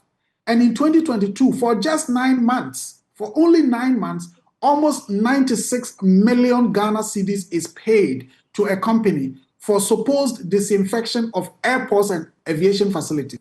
We will soon bring out that report. And I hope that Ghanaians will be angry enough to demand that our government begins to take some radical actions to curtail all this waste and the corruption in the system. Until we become angry enough to demand the right things being done, and until we stop this whole business of defending and supporting Ghanaian businesses that are corrupt or that are engaged in corrupt practices, I don't think that will go anywhere. Okay.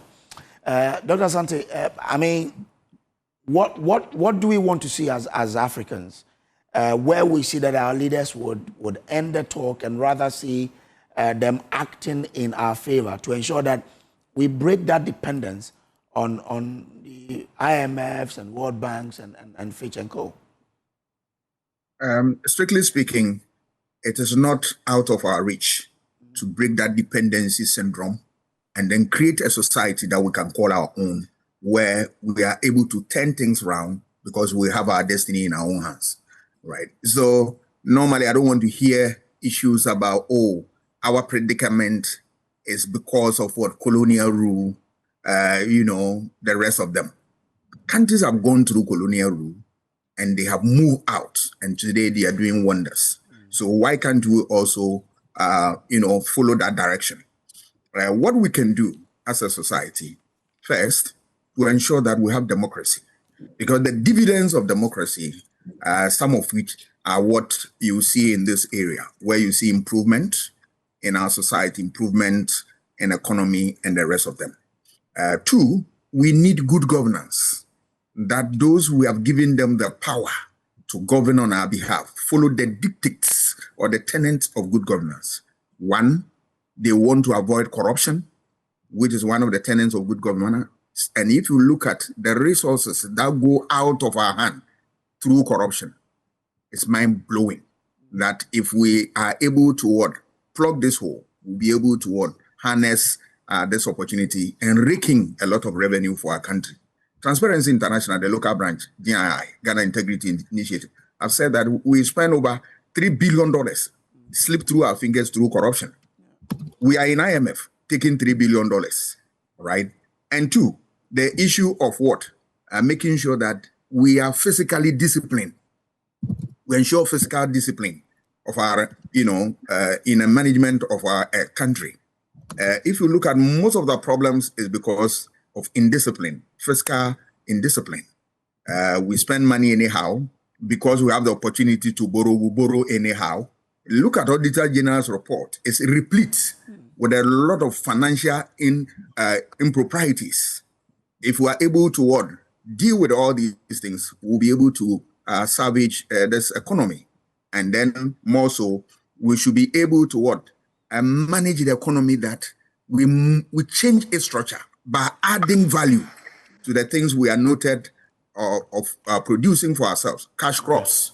What is the point of selling cocoa beans raw at this stage, in this age and time? And that we are so proud of, we got so many tons and all that. It doesn't mean anything to me.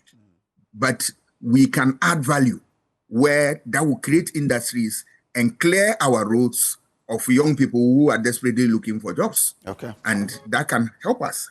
Okay. Not only that, we should be able to, as a society, demand that our leaders also govern and govern well.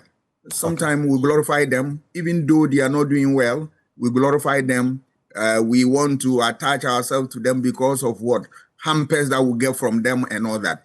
Please, let's speak truth to power and damn the consequence. Okay. That is the only way that we can help our society. Otherwise, we'll continue to talk about, look, we'll not go to IMF, then at the end of the day, we'll go there. Look at a short time. The NDC is able to rake in about $7 billion from what? Gold. What has happened over the years? Only God knows. So it tells me that if we're able to organize ourselves very well, we'll get to the promised land. Nkrumah said, organization decides everything. Okay. Dr. Diafo, let me come to you with a story on majoronline.com. It says, Chairman of Parliament's Energy Committee, Emmanuel Bejra, has vowed never to approve any proposal brought forward by the Electricity Company of Ghana, ECG. Quote, as a chairman of the Energy Committee, I will not approve of anything the ECG will bring to us, unquote. He declared on Joy News PM Express on September 9. Mr. Bejra's stance comes in the wake of ECG's request to the Public Utilities Regulatory Commission, PRC, for a 225% increase in its distribution service charge. Doc, must the chairman follow through with this? Well, the question is, what is the reason behind the chairman's comment or response? Is it to appeal to the public or to appeal to the sentiment of the public? Or it is to really help address the issues with ECG? Is the comment trying to... He explained that ECG's recent history of tariff adjustment had already generated anger in Parliament. Quote, the last time they increased by 17%, they came and we told them, well, you should have consulted and you didn't consult. How can you increase ECG tariff to 225%? He quizzed. Reflecting on his time as the ranking member for Works and Housing and Water Resources, Mr. Bejra admitted his earlier position on utility tariffs was more flexible. So, I'm sure his point is about, the inefficiencies in the system and exactly what should justify the increase in tariff. Exactly. So, what it means is that we are looking at the issues, internal issues with the ECG, and what we have always been talking about, not the ECG to pass on its mismanagement, its cost, its ineffectiveness to the people. You see, the ECG knows, and this is a canker in most of our public sector institutions, that when it comes to inefficiencies, it is really a big problem. And it is high time the politician stood firm and ensure that these institutions are running it very effectively. I mean, recently the reports that came out from with the state-owned institutions, enterprises, they are virtually breaking even, all of them. But if you pick them individually, most of them are running at losses. The question really is, if these institutions are run by the private sector, by private individuals, will they be running at losses? Would there be so much inefficiencies? And so for me, it's a good thing for the chairman to really crack the whip by ensuring that we sometimes need to bite it hard so that people can do the right thing, at least. Because, look, if the ECG and most of these are public institutions, if they're able to reorganize themselves and be more prudent, there are lots of costs that will be saved. Okay. But just because I always say we tend to pamper our institutions, and so the moment they carry their basket, we need more, and then we make small noise, and then we just leave it there. Then they'll go and come back again. I think this should all be part of the reset agenda. We cannot continue like this. We cannot continue to press people necks till when? Now, water is demanding 250%. ECG is coming at how many percent? How are you expecting people to pay? What can you do also as an institution to help reduce these losses? Okay, people are tapping in illegal connections. I mean, public institutions are not paying for electricity, and we cannot go and chase them. Meanwhile, they are using these utilities for their operations, to also generate their own resources. So why can't we go to them and take our money? But then the poor household who earns 1,000 cedis or who is able to struggle to earn some living, you just, I mean, because it's so convenient from that side, you just impose the bill, and then you expect them to pay or keep quiet. And so I think the chairman's response in the right direction. It's really resonates with the concerns of the people, but we don't also expect them to make it look as if it's a public gimmick, where you come and say this, the next time there is some kind of flexibility, by the time you realize they have left it, and then we can't even hear them talking against it again. So we are begging the chairman and the committee, if that is the stand, we support it, and they should make sure they deal ruthlessly with this. They don't give up on them.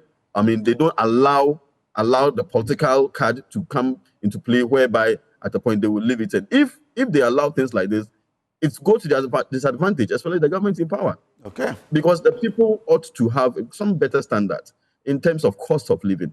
And so that is the little that I want to say, Kojo, with that.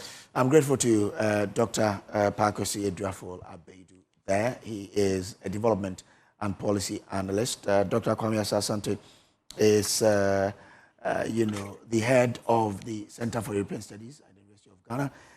And then also Suleiman Abrahima, Executive Director for Media Foundation for West Africa. I'm grateful to you, gentlemen. I don't know if, Dr. Asante, you want to wrap up with something before we bow out. Oh, I'm okay. I'm okay. Suleiman Abrahima, are you okay? Do you have last words that you want to leave with us? Okay, I guess that will be it for the news review. I'm grateful to you, gentlemen, for joining us on the news review today. Let me say a special good morning to you, Mr. Insentre. You are the CEO of Samatex Group. So we have Samatex Timber Processing Company, Samatex FC, and all of the companies under you. Wonderful, great guy. Wherever you are, I'm sure you're watching us. Good morning to you, and thanks for the great things you do for humanity. Well, so let's move on now. We'll take a break here. We will return with much more on this, but there's a lot that we are bringing you here on the AM show. Do stay with us.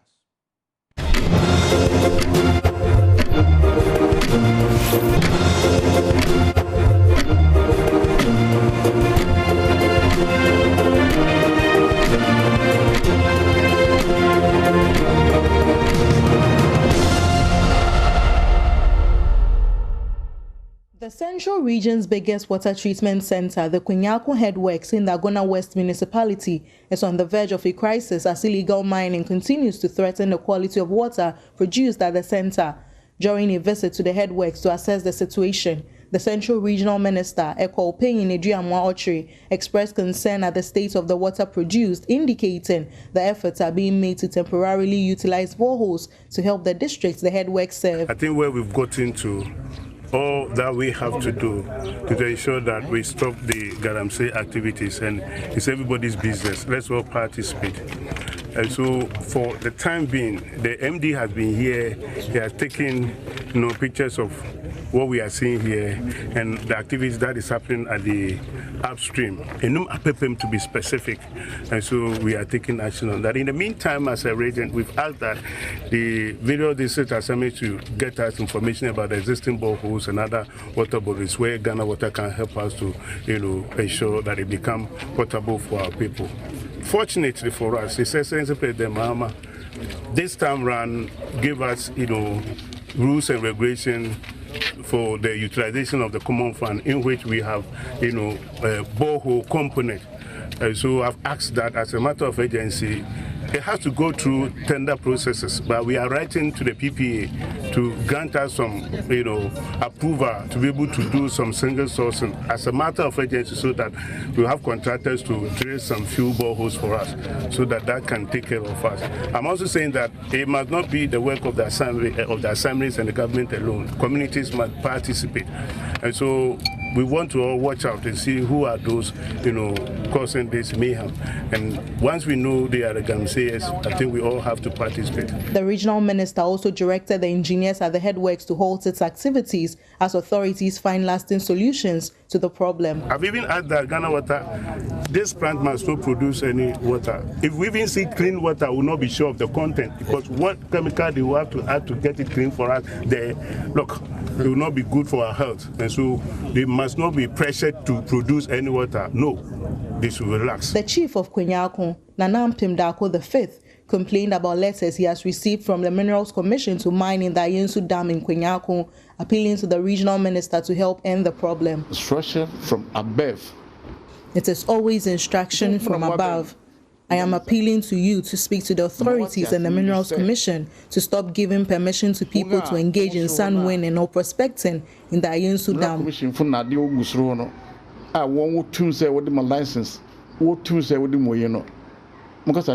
They should stop allowing their greed to destroy our lives and properties. The Ayensu Dam is important to us. From Kwenyako, Abigail Lisol and Kuma reports for Joy News. Did you see the color of the water they were processing? I mean, it sends I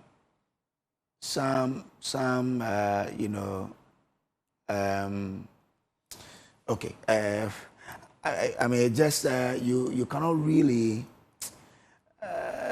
be okay with the water that flows through your pipe when you are and when you're using the Ghana Water Company water, after seeing the sort of the videos that we've seen. But let me bring in the Central Regional Minister, called Edria Moa Payin, who was at this water processing site. I'm grateful to you, sir, for joining. Now, I'm sure you were shocked, and that's why you said that they have to stop processing the water. But when you went there, and from what you saw, and do you think this your command to Ghana Water Company to stop processing is something that they can adhere to? Yes. Thanks so much for the opportunity, and thanks to your cherished listeners and viewers. What we are having here in Central Region is really to simplify. It's a matter of it's very simple to us. We normally here far away, it's now very close to us. Now, you don't have to be told. If you went there with that yesterday, nobody would have told you that, look, if even you bring us very pure water, I mean, from the way, as far as our eyes can see, we do not have to take that water because we cannot determine how many chemicals, content chemicals that you use to get it clean for us. We did not see water in that plant. We saw mud with that water mixed with it. That's so. And so straight away, I asked them not to be present because look at how people are worried. If you don't, that they're making attempts to do something. In this case, we can't even do it. The system would not admit mud into it. Now, but that then tells you what is happening upstream, right? Once you saw what you saw, what is it that you plan doing to ensure that the activities upstream that is causing what you saw, ceases? Yeah. So the managing director came the area, and my contact revealed that he had contacted Accra National Security for that matter. The shot that we have from the drone indicated that the activity was happening at Enum Apepem, where the river had been blocked. So what exactly we are having is the byproduct, if you want me to use that word, is after they have used the clean water, the end is so weakened at our place here. And so if we're able to find out those who are doing the Galamsey in the river body, then we'll be able to stop it in the meantime. What we are doing now is the fact that I've asked all the municipal and district assemblies as early as possible to identify water bodies in the communities that can, handle the situation for us. That is where we can do something about them. For instance, we have, boreholes that are not functioning because we were having water. Now we can activate them. Yesterday, Cedro, for instance, was able to identify about 6 of them that are not in good use. And today, engineers are going closer to ensure that we get that one done. So those are boreholes. Those are boreholes, or they are smaller water bodies. Boreholes. Okay. Boreholes. Well, I'll let us come there. But you said your drone showed you where the activities were happening. So once you saw it, what have you done? Yeah, so we have reported to the appropriate quarters. Remember, this is happening in different regions, so I have to submit my information to the appropriate quarters where I understand actions is already, in place to take care of it. Now, so you were saying that once you've asked the water company to stop processing, you're looking at alternatives, and you've identified some boreholes. So once that is done, I mean, what's your assurance that you will get these number of boreholes to serve the number of people you have in the region who depend on this water from the Ghana Water Company? Yeah, so what exactly we are doing is to find a way to, reduce the hardship. And I don't think that the water boreholes or other smaller water bodies can solve the situation. If you look at the system, it's the largest in the region, and that tells you it says about 10 districts and municipal assemblies. So definitely, boreholes cannot actually, handle this situation.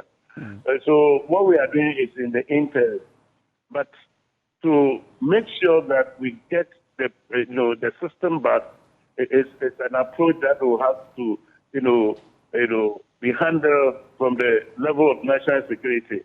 I know some actions are being taken. In fact, I will not be able to disclose them, but the assurance is that we'll get it done. I also found out that when we were reading from our primary school books, anytime we're talking about water in Central Region, you read that the Ayensu River had been dammed at the Konyako to supply water to part of Central Region. I think that we need to relook at it. What is there is not a dam. It's the water itself that has been blocked.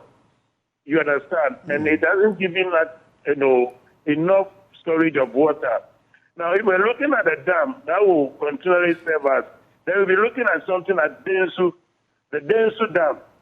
So if we were having something like that in and around Konyako, then we will redirect this one, the dirty one, to, go its way while we make use of the existing dam. But it appears what is there is not a dam, so they do not have raw water storage. And so we'll be looking at it and look at whether we can, consider, damming Accra River, which is also a very good source of water, to ensure that it will help, support Konyako system. So it means what you're calling for is a new dam.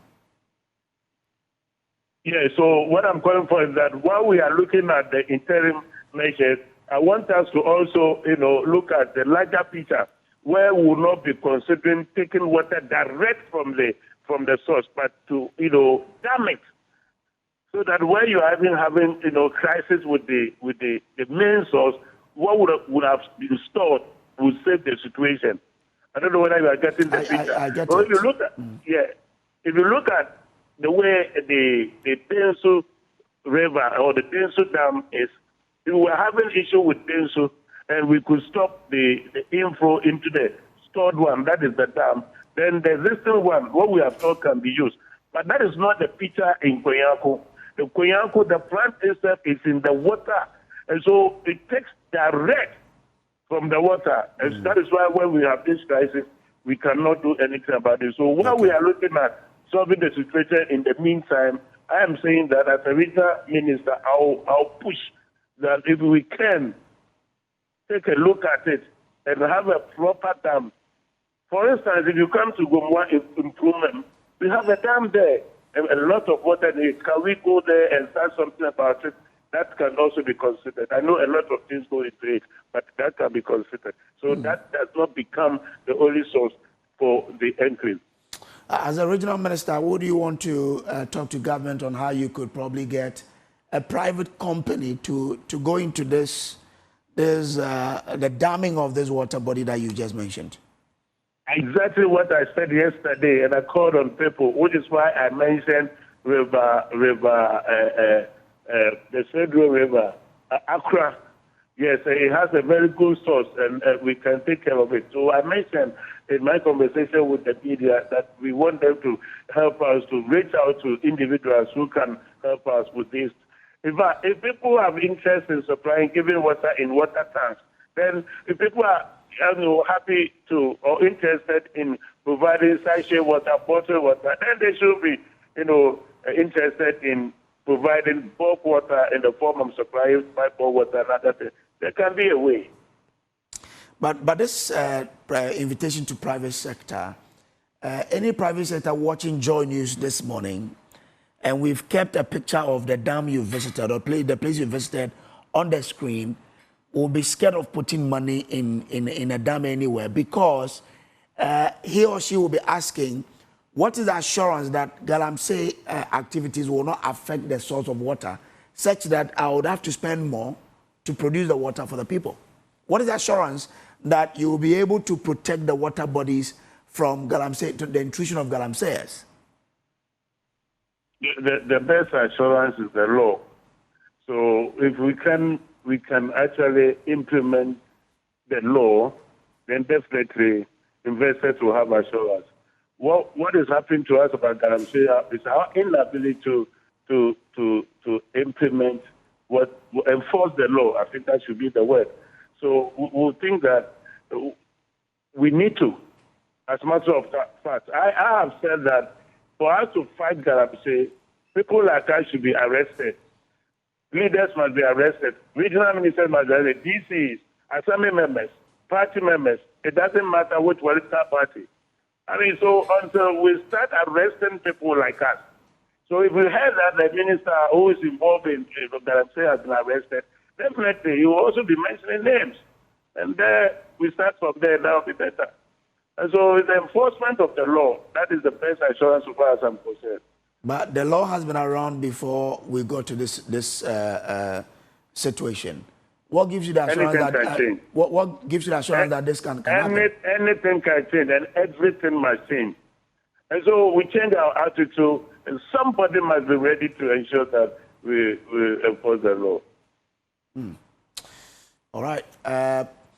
So on this water body, you say that the destruction is happening in another region. There is no other Galamsey happening on the central regional part.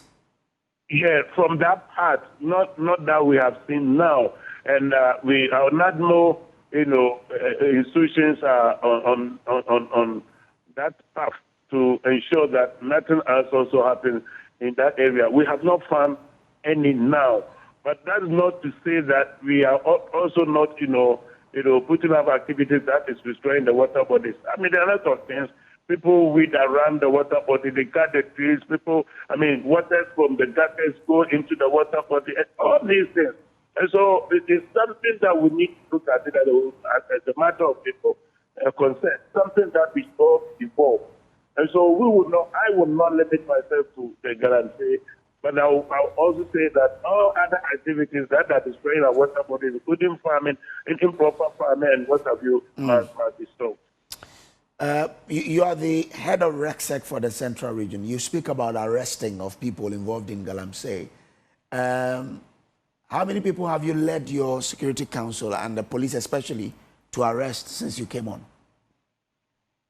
I've made a lot of attempts to arrest, but we don't get them. If you were talking to a journalist or a security officer, that this is what we intend doing, but the next time people run away. But we've confiscated, if I should say, we've taken, some equipment from people who are doing Galamsey, and that for me too is deterring enough. I mean, equipment have been bent.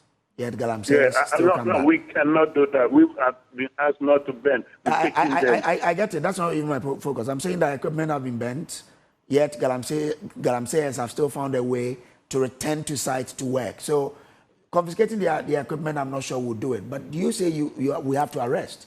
And that's why I want to know why you've still not been able to arrest people. Because these are living in the communities. I'm saying that, like we are saying, if I told you yesterday that we were going to arrest people, we'll go there today, we'll not get them.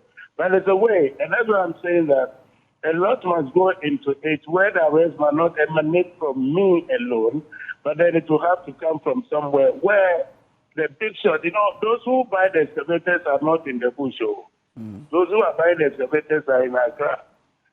They are in the big cities. They sleep in big hotels. And so there are ways and means to identify. My brother, I'm very sure that you know somebody in this country who is a Galamsey kingpin. If you can volunteer information, why not? We can investigate. I know none. Just like you said, it cannot be enough. It cannot be more to sack them. You just said that they've been burning equipment and what have you. It cannot be enough to chase people in the bush. But those who are actually behind it are not in the bush. And so the arrest that I said is about who is it that giving these powers. And I believe that we politicians are involved. We have chiefs who are involved, and they all have addresses. If I say address, people who can be identified. And so, yes, I am doing my best. In fact, we have people who are being investigated, you see, and so very soon, once you want to see my action, something will happen very soon. So you are investigating people so you can arrest them? Seriously, we are investigating people. We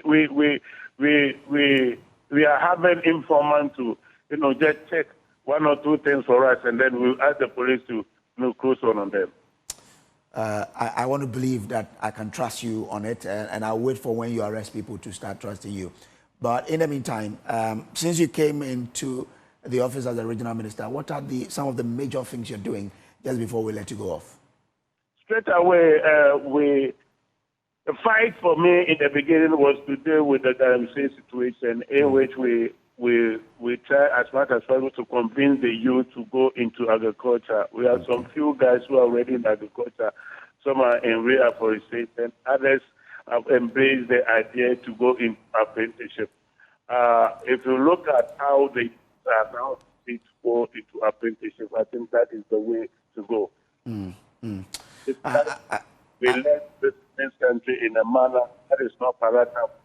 In my area, if somebody said to them, into whatever the way we start to happen, we won't make maybe my mom here.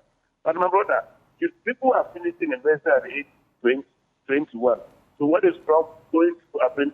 Become a plumber after mention for 6 years. I mean, that's what it is. And so we change the narrative. That is what I'm saying. So it doesn't really matter. The current system of education, where I've been here and all that, for me, I saw an advantage. There is a can go to and come back for 3 months. Why would it job? You could take advantage of somebody who still. So that is it. I was for okay. I get you. I think that the line is getting better. I'm grateful to you for your time here on our show. Eduamwa Ekopeyin Ochre is the Central Regional Minister. Now, this whole issue about Ghana water, and I mean, if you saw the videos there, they are quite disheartening and frightening as well, because seeing that, I'm tempted not to even use the water from the taps to even brush. No, we would have to choose another alternative, because there are a lot of... Yesterday, someone was having a conversation with me about lead poisoning and metal presence in our water. You don't know what's happening. But our lead researcher here at Joy News, Isaac Kofi, yesterday was with the Ghana Water Company Limited, and joins me in the studio with a lot more. Kofi, I mean, clearly what is behind you is even AI generated, but it tells a certain story. What was the data looking like? In fact, yesterday we had all 8 utility companies, including the Ghana Water Company and Electricity Company of Ghana, making points or proposals to the PRC Stakeholder Committee on why their tariffs should be increased. And this tariff we are talking about is what goes to them as revenue, but not the end user tariff as many are putting out there. This is not the end user tariff, but the tariff that goes to the utility companies as revenue. This is what all 8 utility companies have been making their cases to the PRC in terms of the proposals that they've sent to the utility company and in fact the regulator. And in fact, if you look at yesterday's proposal, it was, the Ghana Water Company that put in the biggest or the highest bid, somewhere around 281%. And so that's what you see on the screens, trying to explain to you that this is not the end user tariff. And in fact, if you look at the overall electricity tariff, it has 3 components, and each of the utility companies charge one of them, right? So if you go to the generation tariff, that is the tariff that goes to, the VRA, the VRA as revenue. That is where VRA will find itself when it wants to impose tariff that will bring in revenue to VRA. If you go to, so VRA and BUI and all of that, if you go to the transmission tariff, that will be GridCo. So this is the area that GridCo will also be looking at. We'll look at their numbers in terms of what GridCo requested for. VRA, we know yesterday, requested for some 59% increment in their tariff for them to be able to recover some of the investment they've made in terms of the cost. And then you come to the distribution side, which has been the biggest problem that we've had in the country, where ECG finds itself in there. And the president has been speaking since, he assumed office, that we need to look at the distribution angle in terms of how we can bring in private sector to participate in order to reduce the losses in terms of technical losses and all of that. And that yesterday really was heavy.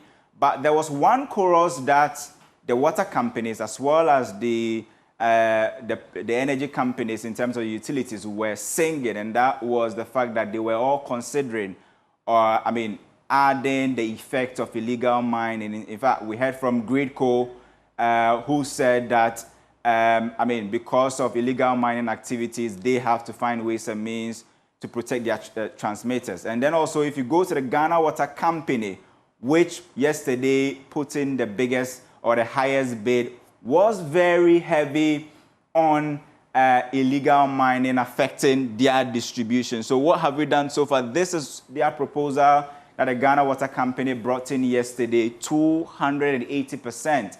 And they are requesting that the tariff that goes to them should be changed from 5 cedis, 28 pesos, to 20 cedis, 20.09 cedis. This is the request that yesterday the Ghana Water Company was defending. And according to them, well, if you look at their operational cost, it has gone up significantly. And that is partly or significantly because of illegal mining activities.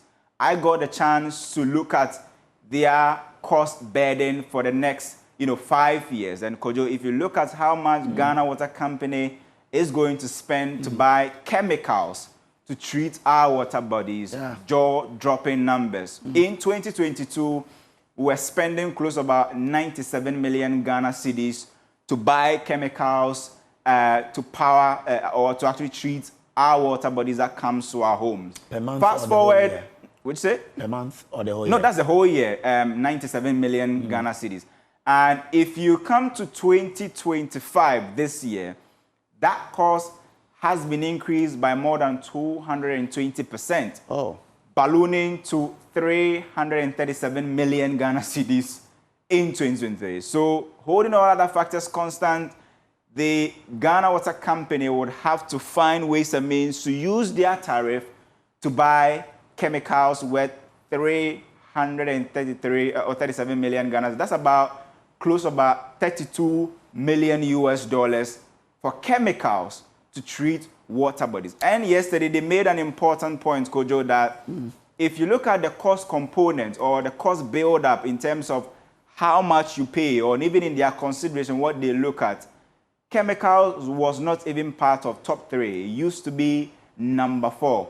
But currently, it is competing with number 1, which is their power cost in producing the water. Now you have chemical costs being number 2, moving from number 4 to number 2, competing with their cost in terms of power.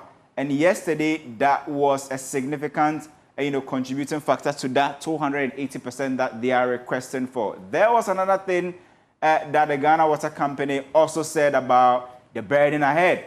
Although we are complaining about some 337 million Ghana cedis to be spent on chemical procurement just to treat water, this is expected to increase by more than 50 million Ghana cedis to about 402 million Ghana cedis by 2026. And many are saying yesterday was a big conversation in the room where, there are certain CSOs even calling for, the fact that those in areas that the waters are being polluted should pay more in terms of the polluter pays, strategy.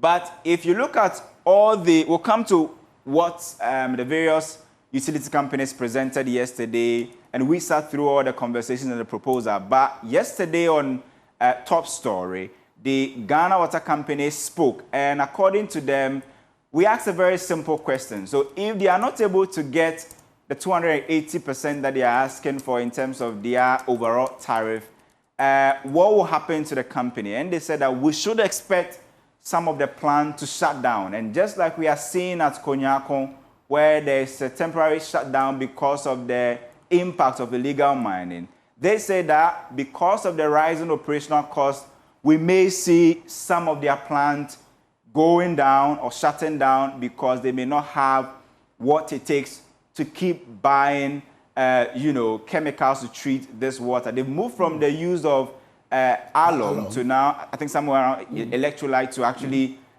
treat this water. But that is becoming a big bane on their books. And yesterday, that was also very heavy in their proposal, Kojo. You mentioned something, and I wanted to look at it or tie it to the 280 they're looking for. You said the chemical has increased by how many percent? More than 220% within the span of just about 3 or 4 years, from 2022 to 2025. So let's say roughly 3 years. That's just the chemical alone. That's just the chemical component. So it means that their point about the 280% increment, without it they cannot operate, could be true.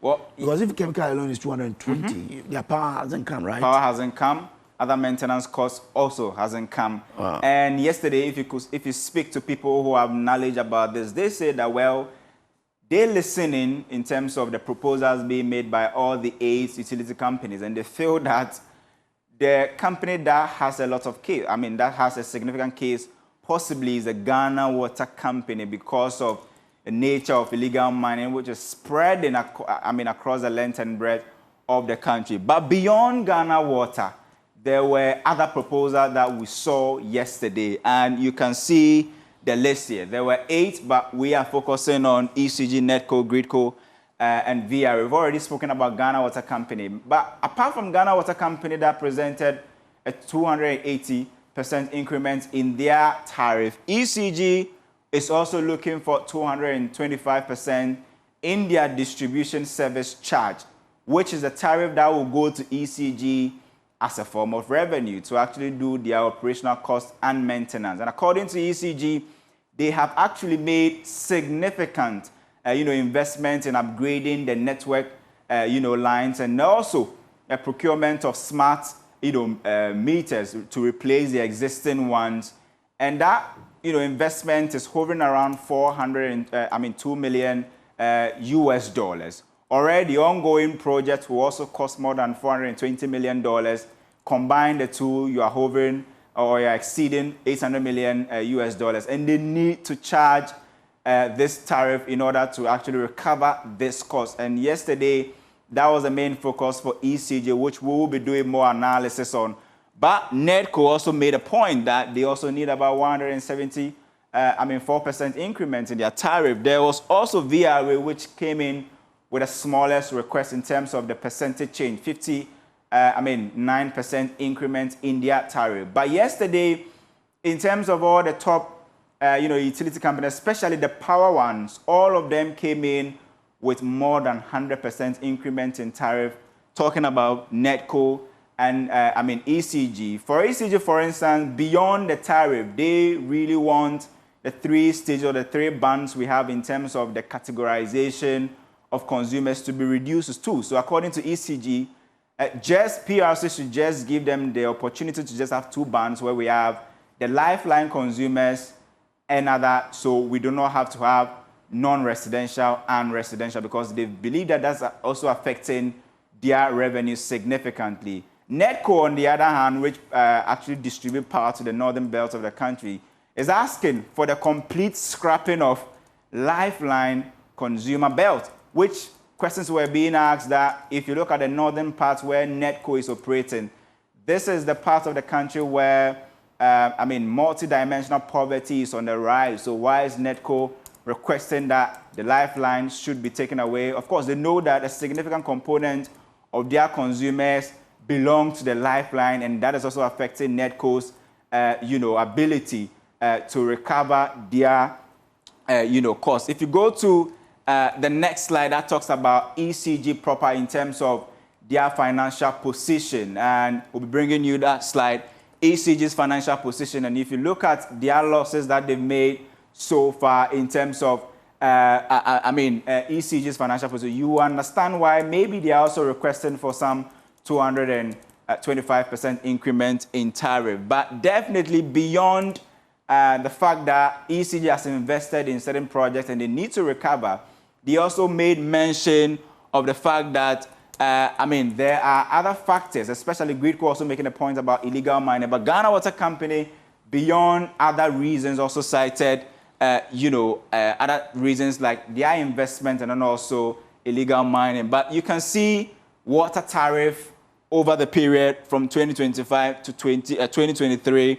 that we are seeing. And that's actually from somewhere around 2017 to 2025. And what you see is that Ghana Water hasn't really had a lot of significant improvement in their tariff, which if you find the average of this is around 2% increment in tariff over the years. And this time around, they want to use this major tariff adjustment order to actually, multi-year tariff adjustment order to actually request for that. We understand that in 2022, both Ghana Water and ECG made significant requests, but they did not get even up to 50% of what they requested for. We know what ECG is also requesting for. They have been focusing so much on economic indicators, and according to them, one thing that is affecting them is the stability of the cedi, which they have seen the data from the past 3 years and what the cedi has gone through in terms of the depreciation rate.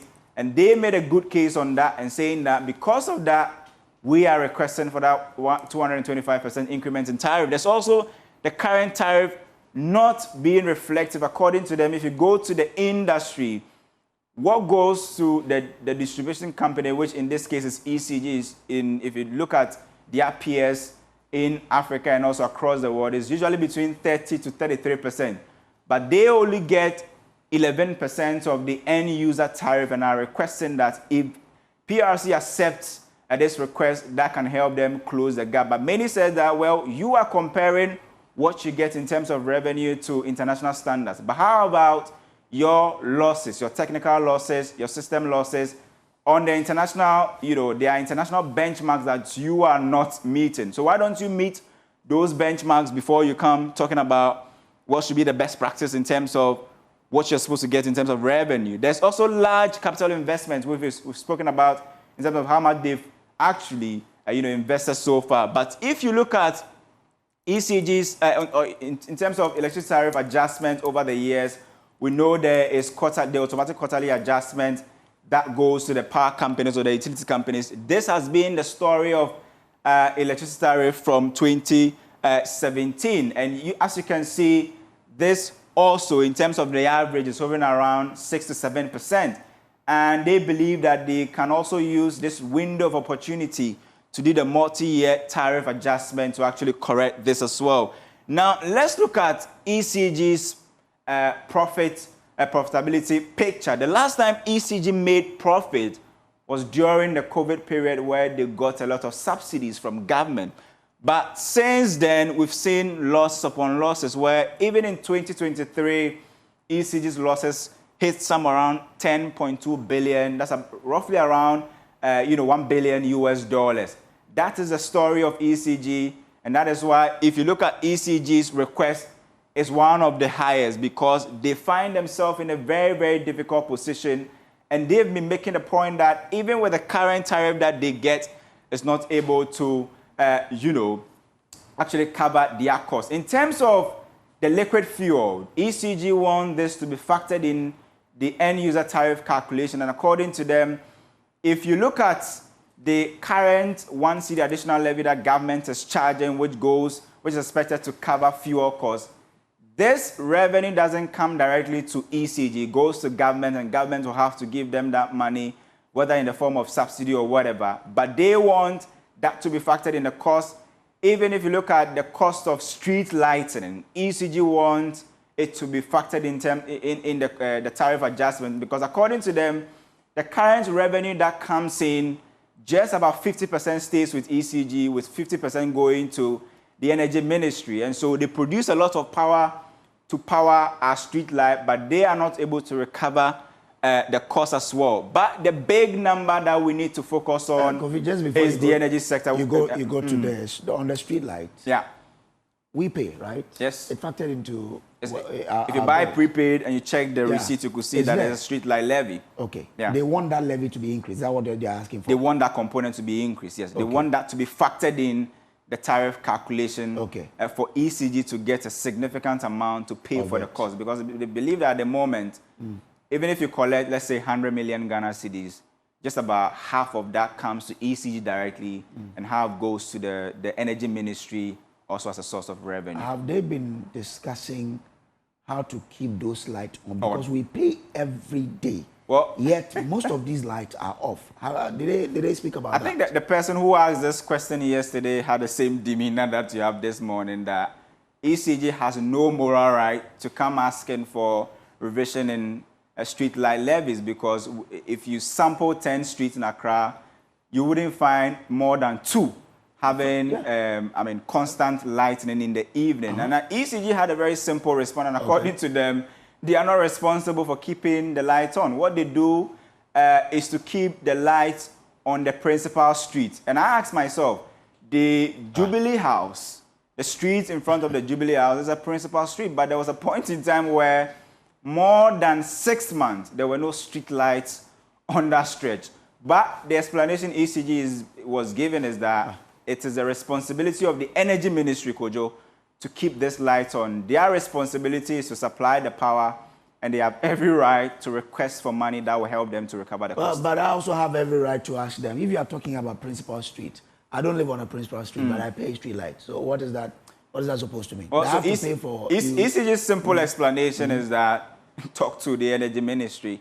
They are responsible for that. Their responsibility is to give the energy that will power the light. But one thing that we also know is that most of the street lights are moving to solar, Kojo. So what is the moral right of ECG to be asking for a revision in the street light levy and all of that? Because I know most of the street lights are using solar at the moment, and solar doesn't come from ECG's grid. So if ECG says that it is not responsible for providing this street light, then at the moment when majority of the street lights are currently using, solar, what is the point? But ECG has made their point. They believe that they need to recover their money. But of course, all of this contributing to what we have been saying that has become a debt-making machine.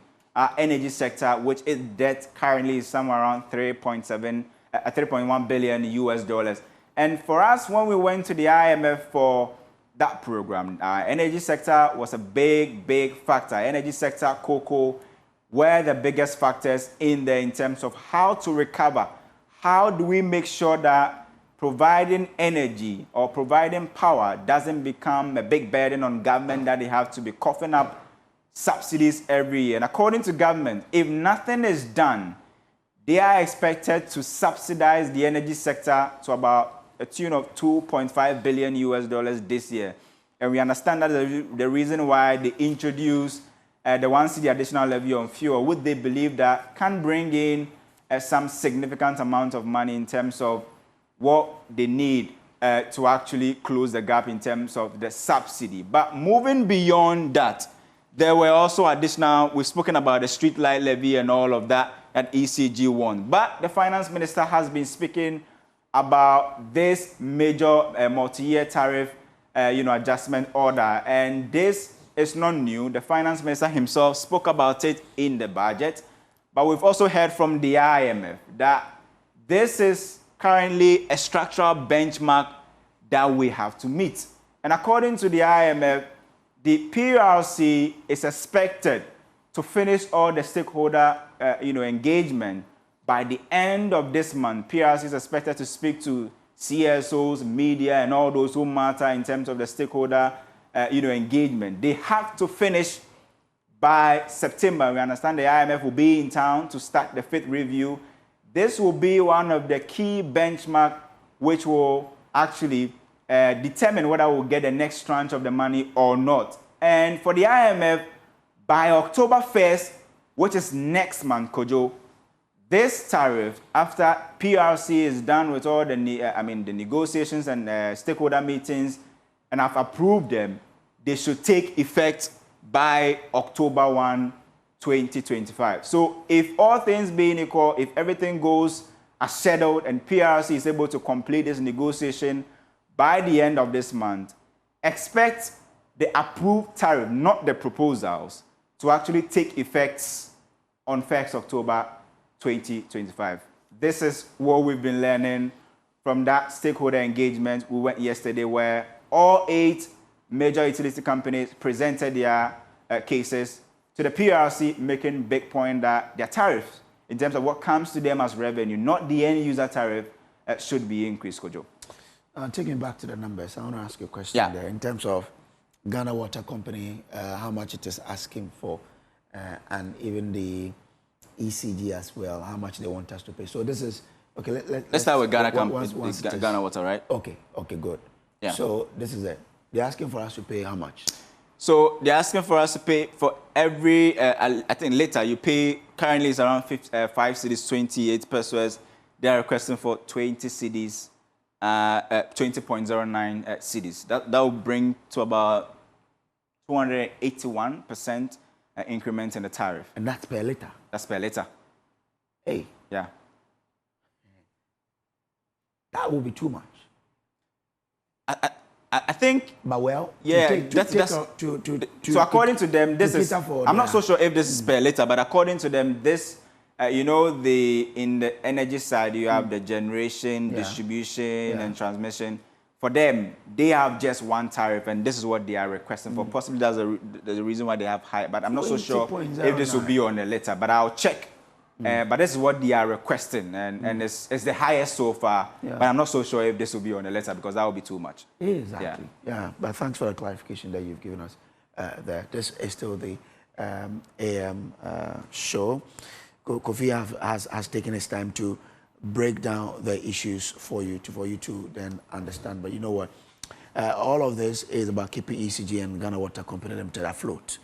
2 companies that are making case for why you have to pay more for them to keep serving you, because as Kofi has explained there, the Ghana Water Company says if they don't get what they're asking for, it means that they may have to shut down. And the quote is no 280% increment, company shuts down. So that's it, they've given it to you. That if you don't give us this, we shut down. Yeah. It means that that's sort of to say that either I get that or there's no company. Yeah, so and even if they forced to give them. Yeah, and even if they are, maybe they don't get a 280% and they are asked to produce, they will not be producing at full capacity, and we will see most of their plants being shut down. That is what this means technically. So there's a potential shutdown of plants across the country. In fact, we've seen one already, and that's what you have been looking at today, the Konyako one. Yeah. And nobody will even tell you to shut down, because when it gets to a point when it's becoming so expensive and unsafe to treat that water, you definitely will be compelled to shut down. And according to Ghana Water Company, yesterday they showed us a picture of one of their plants, and Kojo, I was shocked how we know all of this, yet we sit down on concern for illegal mining to actually destroy our water bodies, and come to a point where the consumer is now being asked to pay for this as a result of the illegal mining activities. And many are asking, how long can we go ahead with using tariff to fight illegal mining? How long can we go ahead? Because the more we have this illegal mining going on, the more, I mean, this is a multi-year. It means that after every 5 years or 4 years, these utilities companies will come back again and they will make the same point and they will ask for bigger increment because maybe we've not been able to solve the problem and that is affecting their operational costs and not enabling them to function properly. So it's either we tackle it from source or maybe they'll keep shifting the blame or the cost to the consumer. Quite an interesting situation that we find ourselves. And I guess that if we want to get the water company still afloat, we may have to agree to pay the increment or be ready to have several job losses, several shutdown of plants, so that the amount of water available to us through the Ghana Water Company will reduce. Yeah. And so if we don't want such situations, then we will have to agree to the increment they are asking for. Or we now increase the war we are waging on Galamsey, which of course a lot of people say we are not seeing. I mean, that could be the long-run solution. If you really want not to be seeing 280% requests every 5 years, and even with the, automatic tariff adjustment which comes every quarter, we really need to solve this from source. Else, we'll be seeing these numbers almost every 5 years. Big request. Last 3 years, or in 2022, similar numbers, and I'm aware ECG came in with 334% increment. Ghana Water also came with a bigger number, more than 200%. And that was so big last 3 years. We complained, nothing was done about illegal mining, and we are here again, and the companies are making the same case. And this time around, some with bigger requests in terms of the adjustments to their distribution, generation, or whatever charge that they are asking, because this is what keeps them afloat. And apart from this revenue, if you take away this revenue, in fact, most of our utility companies cannot survive. And already, even though they are collecting these revenues, they are still not able to produce at maximum, capacity, Kojo. I think that we are in a fix here. Mm-hmm. Because the question you ask yourself is, do you want the continuous flow of water, or you want to say no to this and risk not getting the water at all? I have seen situations where people have to queue with gallons just to get water. Yeah. I'm not sure we are ready for that again. And that's why I say we probably will find ourselves in a fix. Because just imagine the Swedro areas. I schooled in Swedro Senior High School, and this is an area that you never had problems with water. 24/7, the pipes were flowing, and some years, years down the line, because of illegal mining elsewhere, not even in Swedro or Konyako or Asafo or wherever, the people around that area would have to pay for the consequences of those who are not even residing in those areas.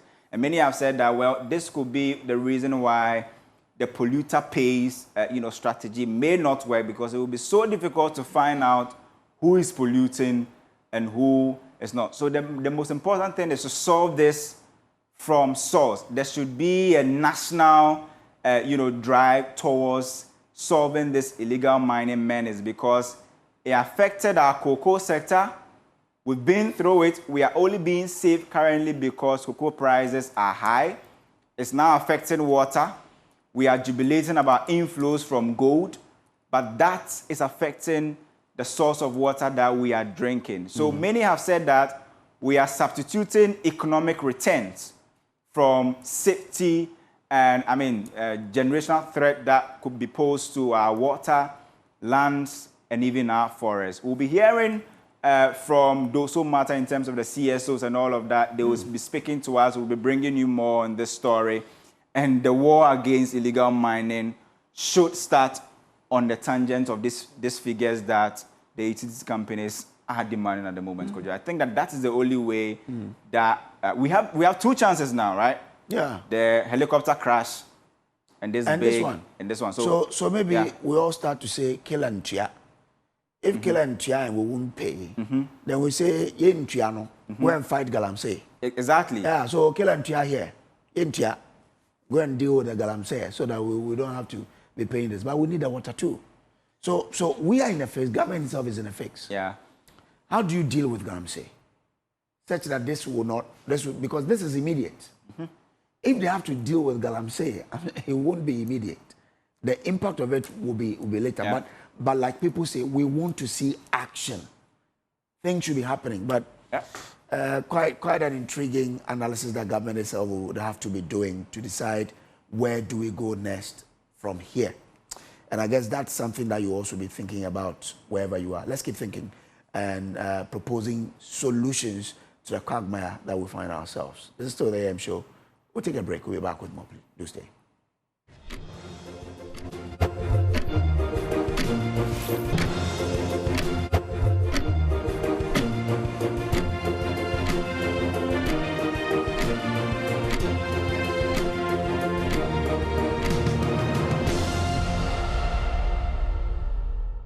Well, welcome back to the AM show. A reminder that the show is brought to you by Kinoga Company Limited and Syntex Tanks.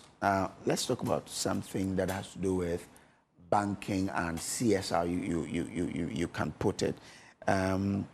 Access Bank is doing something that all of us need to hear about now to raise awareness about the importance of early dental and vision care in children and highlight the role of Access Bank's Ghana Employee Volunteer Program, EVP, and to provide expert advice from health professionals. Access Bank is here today to help us understand what they are doing about the See and Smile. And I've been joined in the studio by Access Bank's Head of Corporate Communications, someone who from today is going to assume my role and I'll assume his role at Access Bank. Edward Nelson Addy. Hi, good morning, Eddie. Hi, good morning. Everything good? Yes, sir. Okay. He was accompanied by the Head Digital Payment Channels, Ujunwa Rosalind Mbairi. Yeah, thank you very Trust much. you good. Yeah. And this is from the north, right? No. I'm in Nigeria. We can also have Mbairi in the north, Really? right? Or that. Yeah, That's yes. nice. Okay, good to have you. And we also have an optometrist and ophthalmologist.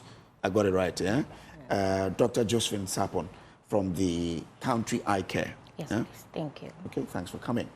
We also have from the Ghana Dental Association a dentist, Dr. Akosia Sewa Ajiman Jibi. Yes. Good morning. Good morning. Okay, and thanks all of you for coming. Now, Eddie, let's start from what is this EVP about, the Employee Volunteer Program? All right, Kojo, thank you, and good morning to your viewers. We're also thankful for having us here this morning. So in Access Bank, giving back to society is not an obligation for us. We believe that it's a part of us, it's the heart of our identity as well. And over the years, what we have done is that in terms of giving back to society, we have focused on 5 thematic areas that we believe create meaningful impact within the communities where we serve. Now, these 5 areas include the health, education, entrepreneurship, sports, and then the last but not least, the creative arts. Okay. Now, what we do every year, staff are encouraged to dedicate their time, skills, resources to projects that they initiate themselves to have an impact within the societies where we operate. Because we believe that we are existing because of the community where we serve. Now, we're interested, Kojo, to know that over the past 15 years, we have done this consistently. Now, what we do is that staff come together in groups to decide on an initiative or a project which we believe has an impact and resonates with the people where we operate. Okay. Now, over the years as well, what we have also done is that we've also won awards and recognition around some of these initiatives that we've done. It's just to attest to the fact that, in fact, or indeed, these initiatives have an impact on the societies where we operate. So that's what it's about, where staff come together in groups. And this morning, our team here is just one group out of the lot that are championing this initiative on the oral health and then the vision for children. So more like your staff volunteer. on this project. Correct. I was reading the CSR course. Okay. And it was talking about how companies put priority on their staff, spending hours outside of the office in NGOs and these communities as part of building their CSR credit. Yeah. Unfortunately, in Ghana, the law is not binding, so anybody can do whatever. But in jurisdictions where it's quite binding, this is quite, common. So it's good that you guys are doing that. But let me bring in Ojua here. Ojua, when we say See and Smile project, thank you very much. What is it about? Thank you very much, and thank you for having us. Good morning, viewer. You can see I'm smiling. And I love your us. Thank you for having us. Yes. Yeah. Like you said, it's we. Yeah. We in Access Bank. Okay. When we talk about See and Smile, it's a project that focuses on the vision and the oral health of the children. We choose this thing because we realize that poor eyesight and poor hygiene that are overlooked amongst the children, as we all know. Yet, this can affect their learning, their confidence, and long-term health. Yeah. So, hence, the team decided to come together and see how we reach out to the students out there, the needy, to be able to achieve this, making sure that we understand what it is. So we have planned activities under this initiative. First of all, it's just why we are here, media awareness. Also, we've launched, the program is scheduled to be launched 23rd of this month. So we expected that your team will also be there. We're also going to, have a webinar to educate our own staff and the public. And we're also looking at the vision and oral health screening. We've actually selected 2 areas. We have the Camp 2 Primary B and the Teshi Bethlehem Resby Basic School. So these are the schools we are focusing on for this period, and we hope that subsequent awareness and other initiative will engage other schools. Okay. Now, those are just things. And the good thing about it is it's not all about the screening. We're also looking at treatments that will follow based on the ones we are able to identify. So we're also going to proceed in treating these children. Okay, so you identify and you treat. We treat them. Okay, all right. At no cost to them? At all. Everything is borne by Access? Exactly, by the staff. Okay, so by the employees. The digital banking team of the of Access Bank. Okay. Now let me bring in Dr. Josephine Sapong. Yes. What will you be looking out for in the children in terms of the eyesight? So we are screening to detect children that have amblyopia. Amblyopia. Yeah. Commonly known as lazy eye. I've never heard one before. What is that? Okay, so amblyopia is a type of poor vision that happens usually in one eye, and then it's less commonly in both eyes. What happens is it develops when both the brain and the eye are not working together. So the brain does not detect sight in one vision, and then it depends on the stronger eye. And more over time, then the weaker sight become worse. Is that what we call Shami baby? No, that one is strabismus. But this one, because there is weakness in one eye, it does not. So uncorrected refractive error can cause that. Because there's the sight is not working properly, the brain begins to shut it down, and then depends on the one that works.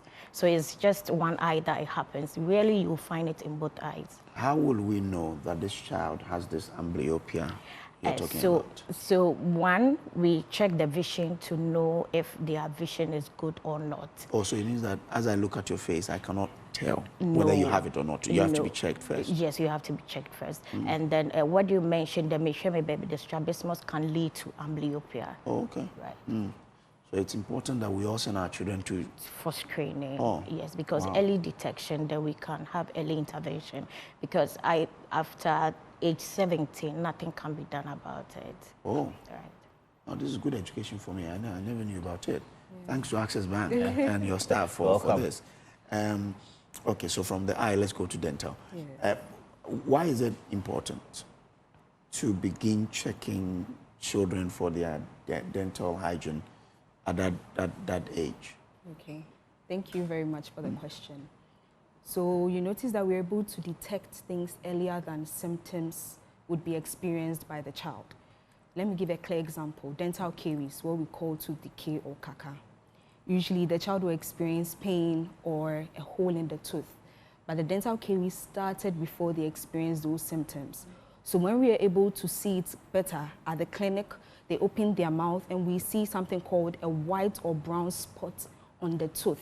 So that is where the dental caries has started. There are no symptoms. So when we're able to see it early, we're able to treat it early, and the treatment is not complicated, it's cost effective, and it's not a burden to the child or the family. Another reason is that it helps us to reinforce good oral hygiene habits very early. Like we know, or like we say, train up a child the way they should go, so that when they go, they will not depart from it. So when we see the child early, we let them know that you brush twice a day with a medium bristle toothbrush, fluoridated toothpaste, flossing, seeing your dentist at least 6 months, every 6 months. Another reason is that we're able to keep healthy baby teeth. So I recently met a mother and she was like, she didn't know that the baby teeth were important because to her, they will fall out. And I said, yes, they will fall out, but the moment that they are in the child's mouth, they serve a crucial role. One, in diet. We use our teeth to eat. So if the patient or the child is experiencing pain, discomfort, or they floss their teeth, how would they eat? And we know that diet and nutrition is very important for the growth of children. Another thing is that the teeth help us to speak. So as I'm speaking right now, my tongue is hitting against certain surfaces of my teeth. So if the child is in pain or they floss certain teeth prematurely, how are they going to speak?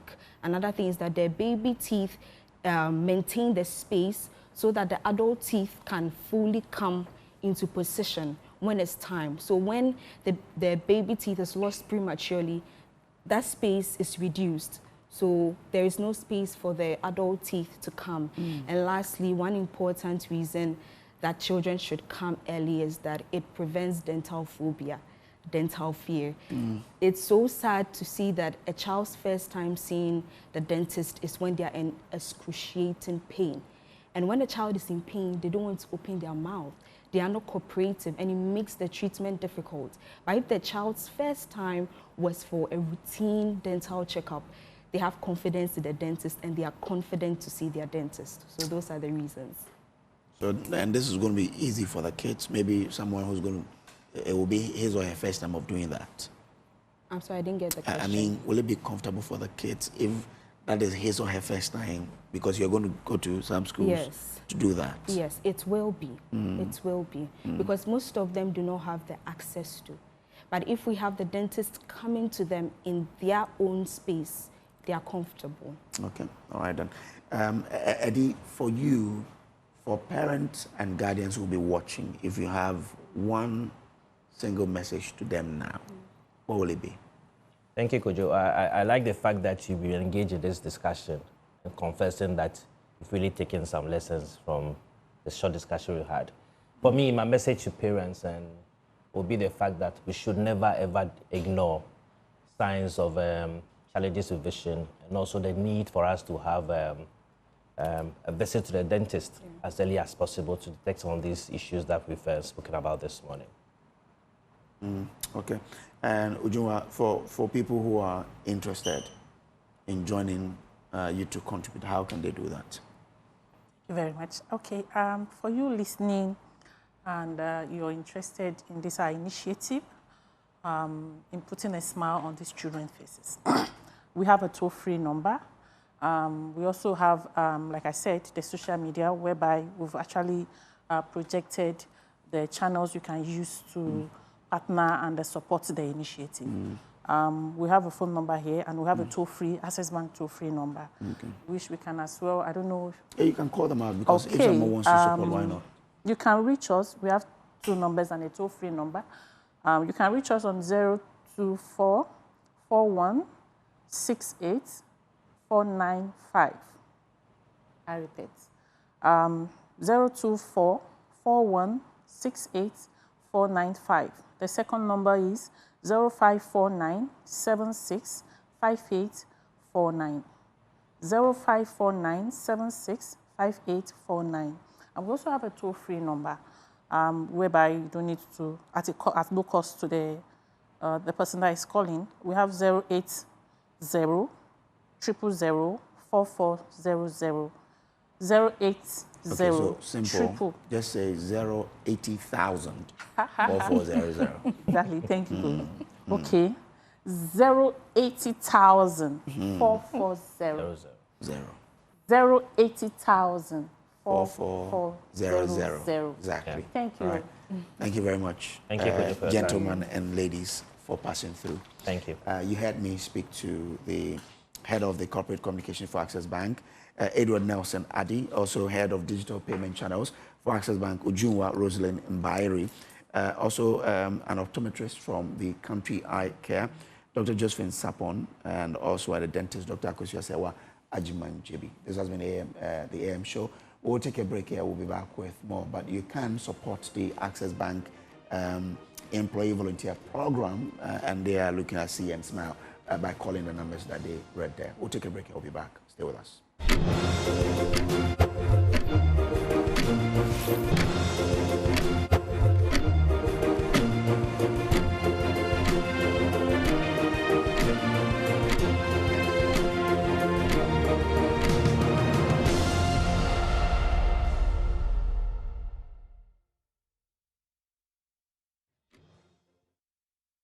AM show. Now let's talk a bit about pensions, because everybody of working age will definitely go on pension someday. But what do you have to know about pensions? Now, let's do some education on pensions by the National Pensions Regulatory Authority. Now, understanding Ghana's three-tier pension scheme, do you know that Ghana's pension system has 3 powerful tiers, all designed to ensure that you accumulate enough pension benefit for a decent retirement life? Tier 1 is your mandatory basic national social security scheme, which is managed by SNET. Now, under this scheme, you will enjoy monthly pensions when you retire. It also provides invalidity, survivors, and immigration benefit for foreigners who decide to leave the country.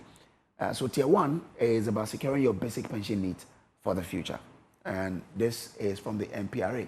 Now, from the Tier 1, what do we go to? We go to the Tier 2, which is, about understanding a lot of things about it. But this is what the Tier 1 does. That is what is managed by SNET. NPRA says ensuring retirement income security.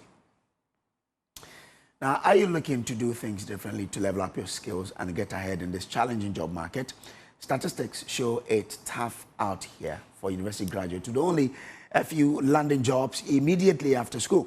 So doing things differently is what the Design and Technology Institute is all about, and that is what you should pursue.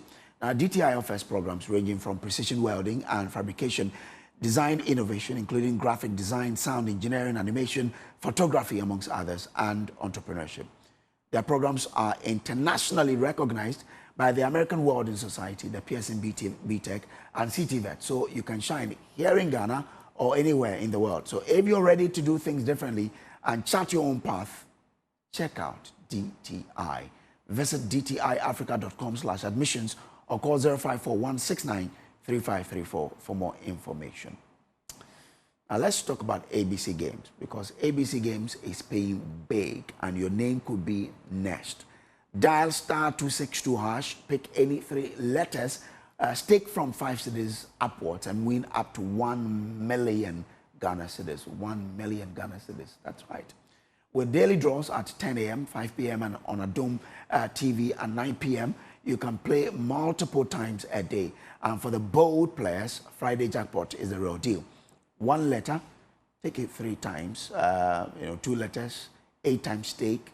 3 letters, any order, 200 times stake. Exact order, 2,000 times stake. and that will give you some 20,000 and more. So play more than 10 cedis per round to increase your winnings.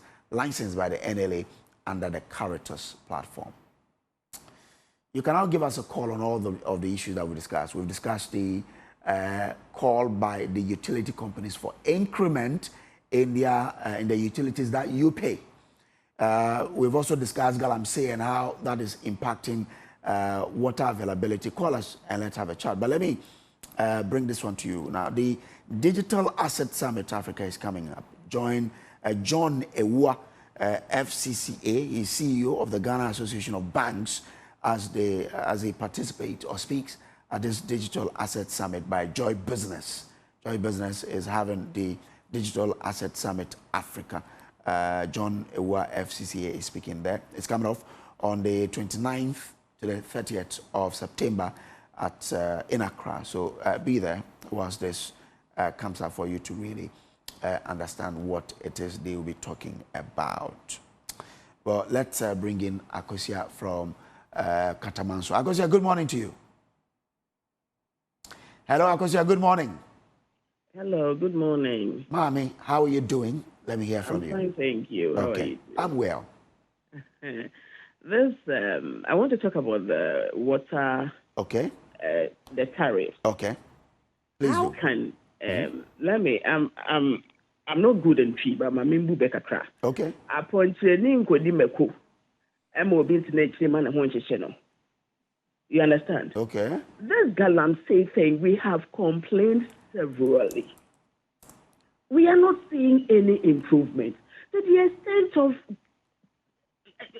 performer dying, the late Omane Buama and his the two men who died recently.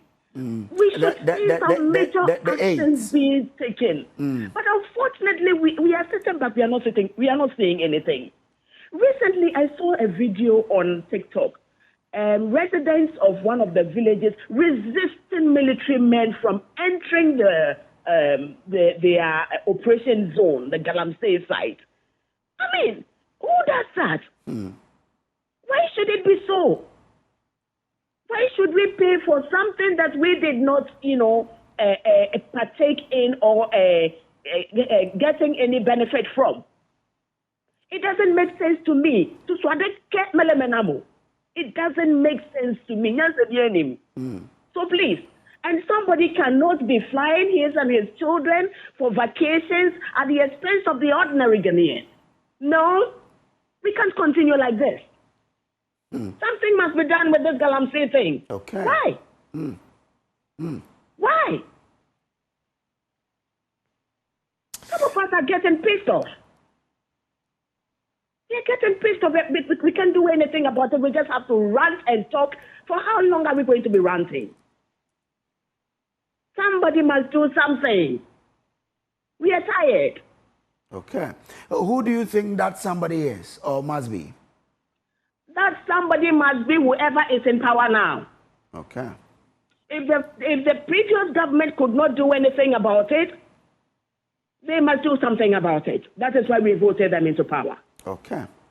We can't continue like this. Enough is enough.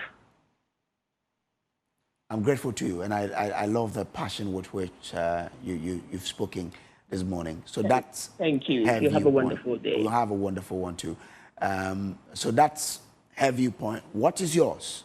She spoke with some passion, and her call is, those in power today must act on this Galamsey menace, because it's getting out of hand. We've lost 8 gallant men as a result of that, and she wants to see action on the back of that. Call us and let's hear from you.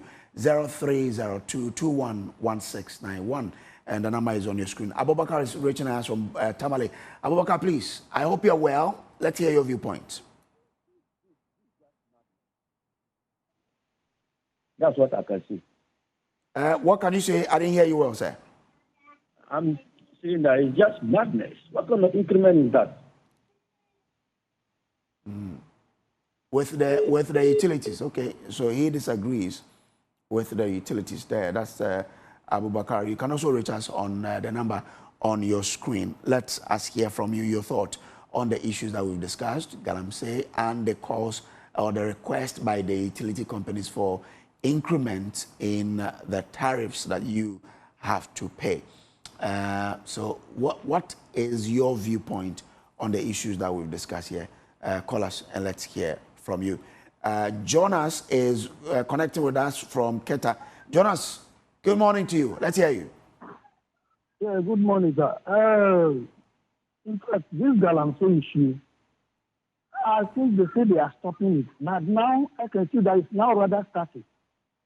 Because when you go to New Jersey, I went to a funeral there, and a group, some Chinese group have come there with some macho men with guns. The community were protesting, but because they were having guns, they couldn't. The community couldn't do anything. And they say it's the chief of Manai, that's New Jersey constituency.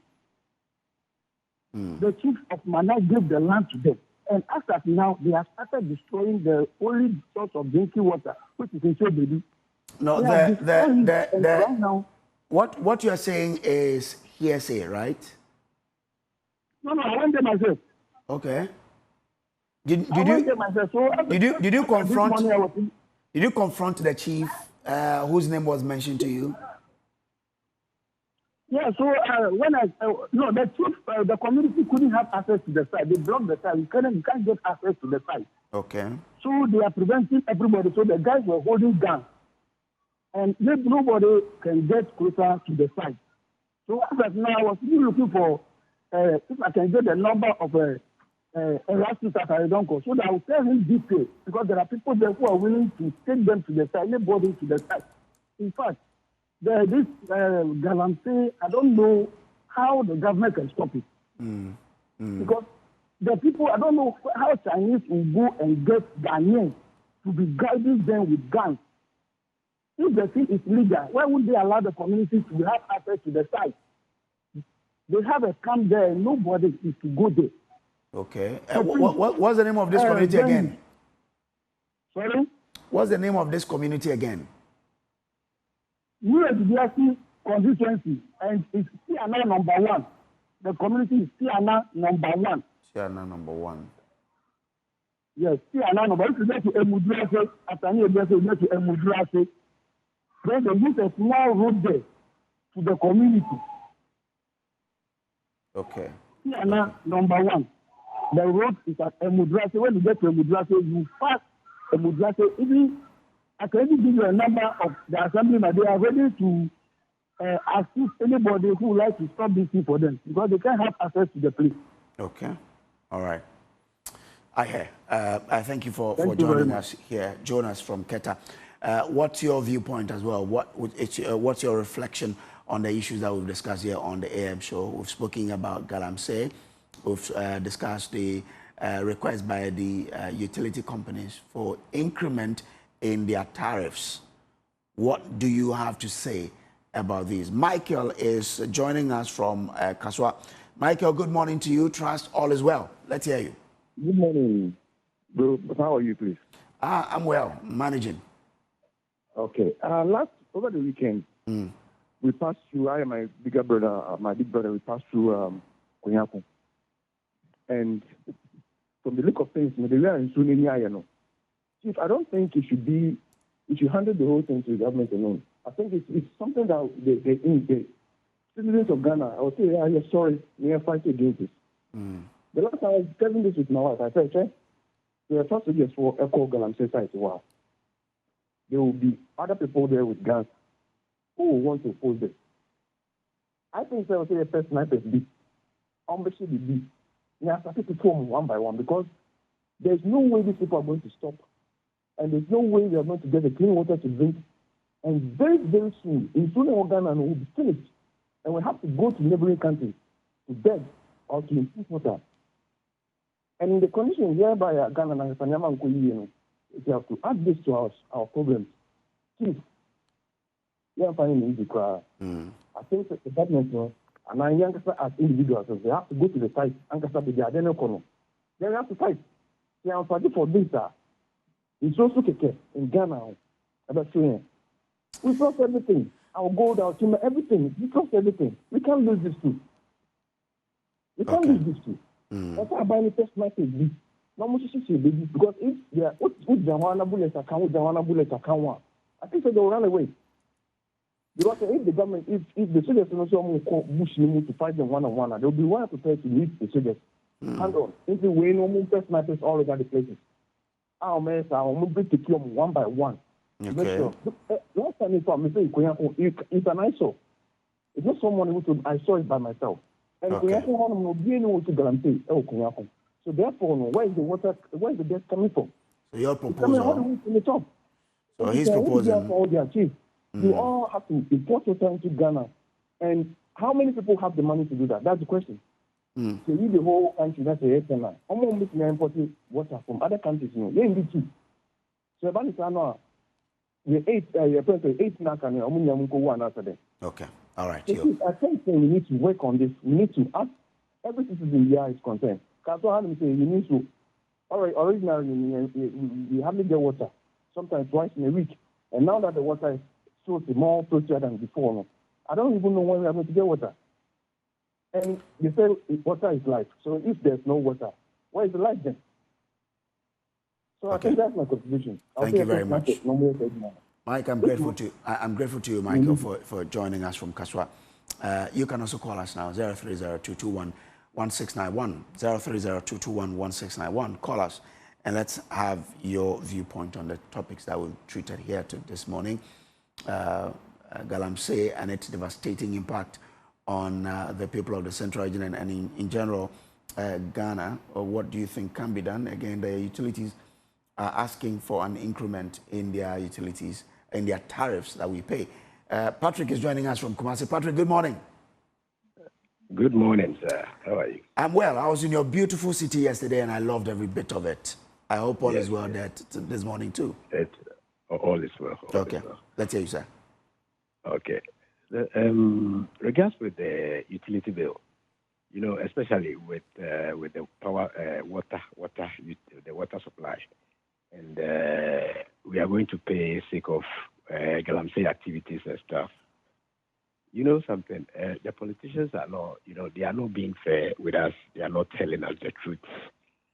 I've actually done a little research at this mining community. I've been there before. You know, I've related with some of them. You know, when you go to that places, each house, there is a Galamsey in each house. So it's very important for them to stop. So when you're like Kumasi or Accra, you might actually be making noise, you know, demonstrating and stuff. But this, the politicians, what is happening there. And I know your people also. It's very hard to stop Galamsey. And as a result, we are going to suffer. We, the people, are going to suffer. And they should come out and tell us something, the truth. They should tell us the truth. What is happening? I think for about 10, 15 years, we can't bear this thing. We can't bear it. It's getting tougher and tougher because all what these people will tell you, there's no job, there's no job, there's no job. And I remember, what I know, for about 10 to 15 years back, there wasn't job. There wasn't, those people over there, what were they doing by then? What were they doing? And the politicians will go there and, you know, lie to them. And, you know, I don't want to. I've been to a certain place and I know you, journalists, you know. I don't want to mention names. There has been one DC, even around their district assembly.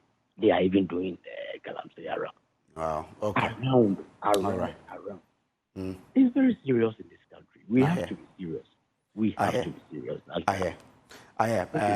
Patrick, I'm grateful to you for connecting with us this morning from Kumasi.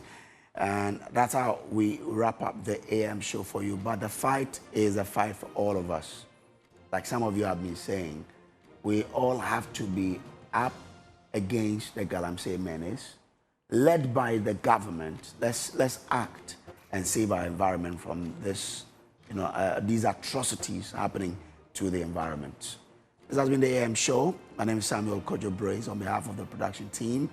I say thank you for joining us this morning. We meet again Goaling tomorrow. But up next, here is the news desk with Mami Esi Nyameche Thompson.